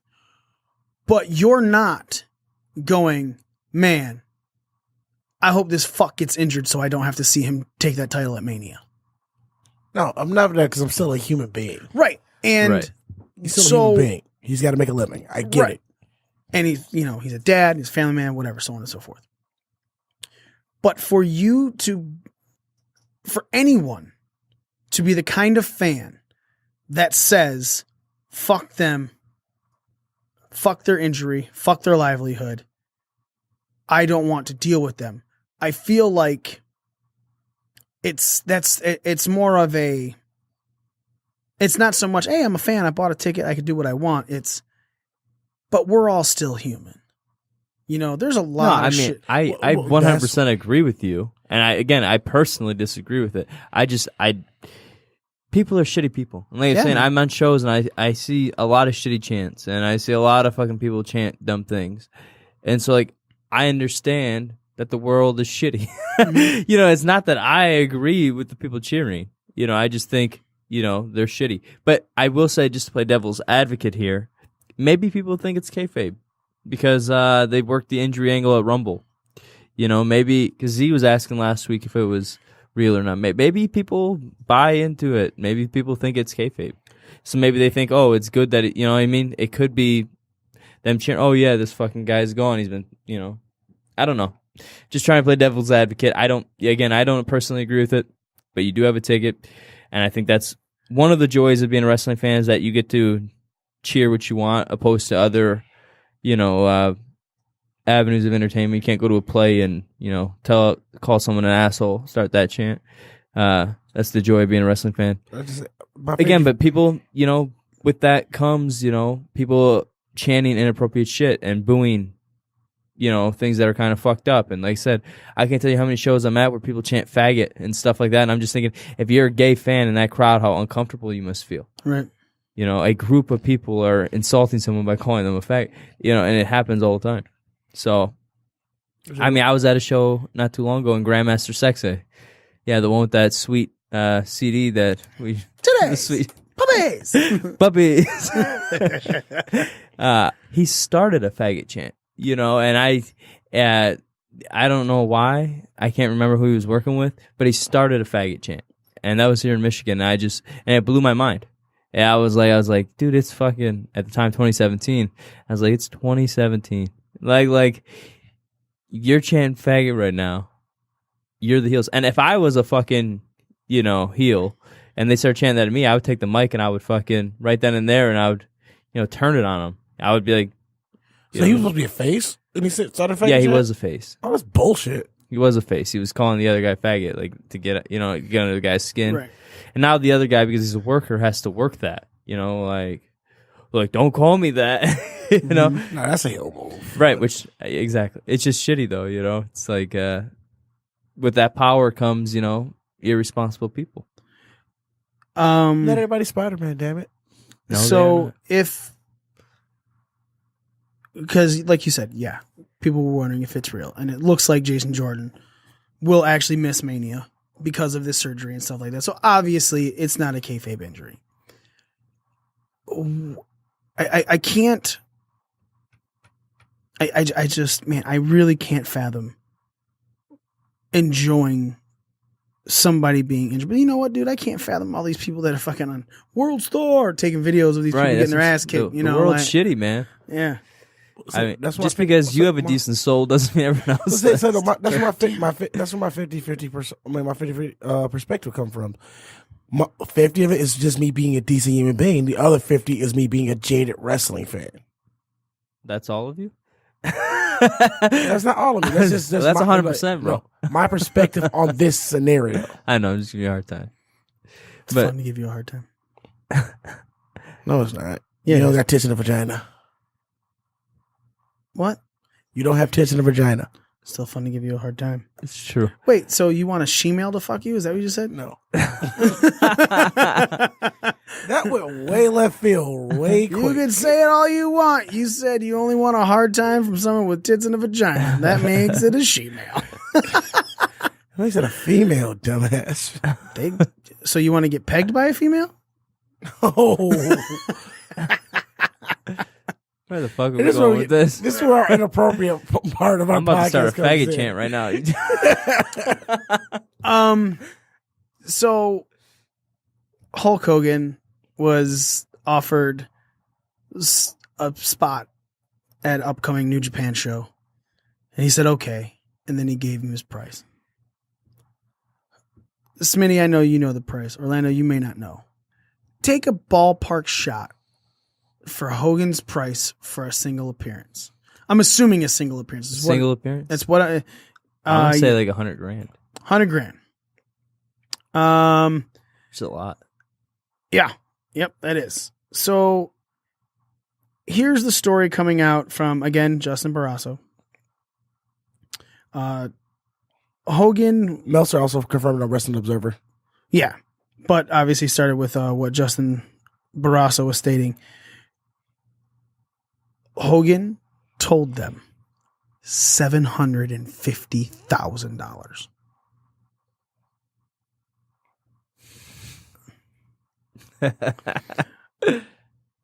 And he wanted to be a part of something with the Bullet Club storyline. So apparently the way this was supposed to go is actually it was supposed to be at Wrestle Kingdom 12.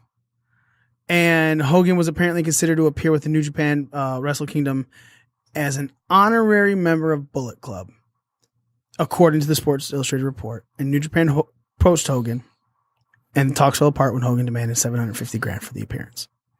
That is literally the appearance. Yeah, it's insane. That's fucking insane. Eric Bischoff had a conversation with WrestlingInc.com, and he had he said that he feels Hogan's going to return to WWE, but he was also talking about the possibility of Hogan and NWO doing an angle with Bullet Club. And he said, let's kind of play creative committee right now. We looked at the positives. If Hulk Hogan and myself, if I threw myself into that mix, or even Scott Hall and Kevin Nash, if the four of us stepped in as me being the guy that created the NWO and Hulk, Scott, and Kevin as the personification of it, if we all came the grandfathers, and if you will, came in, helped support and endorse, draw it, and that immediate parallel between NWO and Bullet Club, which, by the way, is how it got started, It kind of became hot as a result of them mimicking or copying or emulating or paying respect, however you want to say it, to NWO. That's how it got started, which is cool. If we were to at least recreate the components of NWO with Scott, Kevin, Hulk, myself, and endorse it, it could have two effects. Well, on the one hand, it could certainly bring a lot of notoriety, a lot of eyeballs, a lot of press, a lot of credibility. Lots of good things could happen as a result of that. But on the flip side, a lot of bad things could happen too. One of the reasons Bullet Club is what it is, while it may be kind of a wink and a nod to the NWO, it's also young, fresh guys in new generation. There may be a portion of that audience, whether it's a large portion or a small portion, that would go, we don't want to see that. It all can't just come in and Bigfoot it. The NWO would have to pay as much respect to Bullet Club and who they are and what they've become as Bullet Club would have to pay to NWO, because Bullet Club are the guys that are in the ring doing the work and making the action happen. So it would have to be the art within the art of utilizing the success of NWO and the people in it and using it to build Bullet Club as opposed to perhaps diminishing it. That would mean that be it a match, be it not. Is he talking like exactly what happened on Raw 25 with DX and Balor Club? No, I think he's talking something better than that. He's sounded better than that, yeah. He's like something that wouldn't be as watered down. But we're talking one appearance. Or are we thinking like a storyline build? It sounded to me like he was telling, like, you're looking for a story build. But either way, I think even if it was just one off, I think you could do it like the DX thing, but I think it would have to be better. It would be better, and the fact that they would have more freedom. I think. If it was Wrestle Kingdom, it would have been before Raw 25. But like Eric Bischoff is saying, I think the idea of them paying more respect to them, not that DX didn't pay respect to the Balor Club or whatever, but I think the NWO kind of, I can see Hogan doing like the bow fucking thing to them, right? And I think that would be like, wow, that's a fucking this is the biggest name ever doing that to them, and that would be cool to see. And I think those guys would do that because I know Scott Hall's a huge fucking Bullet Club fan. His son was a member for like a couple days. Yeah, his son's nuts, but anyways. Smitty, how would you have felt if that happened? Hogan is the reason I got into this thing. So really, wow. I was thought Rocky Johnson. Well, he tanned a lot, so I was 4 years old when I saw my first Hogan match, and he didn't beat up a black guy, did he? No. Okay, good, because man, you'd have been really angry. Beating up Zeus, and he's just losing shit. Fuck that, fucking tiny Lister. This nigga beat up Debo. So at 4, Debo. No, it was Zeus. I know. Then. No hold barred. What's that smell? Okay. Yeah, I think it would have been a cool little rub to see Hogan. Not for $750. Not for $750 grand though. Like because in my head I'm like $100,000, but that's still really steep. $750. Holy fuck, dude! You're getting paid more than most guys in the year for one appearance. Granted, you're Hogan. You haven't been around, so your appearance is going to mean something, especially in Japan where you know, been seeing it over almost 30 years. Yeah, so I mean, it's a huge deal, but dude, fuck that. If I was like, I'd be like, no, are you fucking nuts? Like, fuck no. Oh, you're not that big a deal. You're not the Barack Lesnar. Yeah, you said the word nigga for the world. What? The reason Hogan's is so much shit with the pro wrestling community. That's what I mean. He'll be back, I think. I think he'll make another appearance somewhere, but I don't know. Hogan. Not for that price. Not for that, no. I don't think he would do that for WWE. No. That was another thing that they'd be paying fucking $10,000 in a hotel room. Right. That's an observer said. Like another thing, the reason that Japan didn't want to work with Hogan because they were afraid that if he got an offer from McMahon, he just rushed back like he did with Impact when he was due to work a program with Jarrett. Yeah, I can see that. It makes all the sense in the world. WWE is his home. Yeah, brother. It's like coming for you, Booker T. All right, ladies and gentlemen, thank you so much for listening. We really appreciate all of the time and hard work and effort you have put into this. Still waiting on those new designs to be uploaded to our Pro Wrestling Tee Shop, but keep an eye on it, especially if you're a hockey fan. You're going to love what we have done with our Pro Wrestling Tees store. Make sure you follow us on all of our social media, Facebook and Twitter and Instagram and Snapchatties and the Periscope.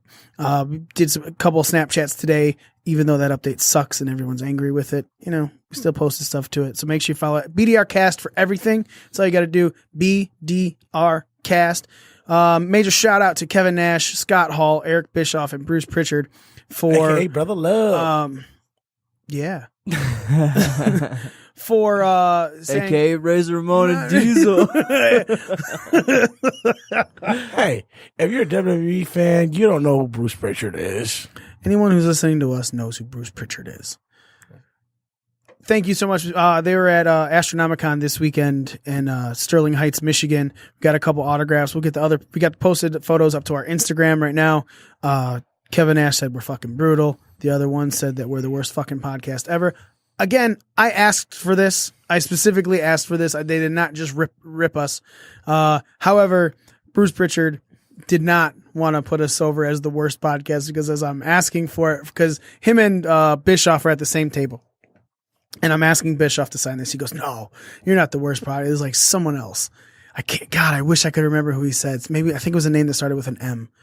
And he goes, "Oh, yeah, that guy's the worst podcast, the worst fucking podcast ever, not you." So when he signed it, he wrote, "Not the worst fucking podcast." I know, but they were awesome. They were really accommodating, very nice. So I want to say thank you to those guys. I mean, hey, I may have paid for it, but they didn't have to be nice and write what I asked them to write. They could have just been like, "Yeah, here you go." Just pay for it one way or another. Yeah. I mean, look, man, you can either be an asshole and do what you feel like you want to do because you feel you're that big of a name, or you can give a shit about the fans that still give a shit about you. And all four of them gave a shit about us. And I just want to extend my greatest appreciation to that because they didn't have to, even though there was payment made, but they did. And I really appreciate was that. humble. Yeah. And that's cool. And, Kevin said that I do want to say that Kevin said he couldn't stand yet because of the knee injury, but again, 9 weeks in. So, hey, we'll see, man. I did see him limping around, when he went up to get food and take a break and stuff like that. So thank you again, guys, so much for listening. Again, follow us on all of our social medias, ProWrestlingTees.com/BDRcast as well. And we'll hopefully those new shirts will be up very soon. We are your ring crew. Smitey. Orlando. And me, the almighty one, Mikey, for Z, for Joe, for everyone here at podcastdetroit.com. Thank you so much for listening, and we are out.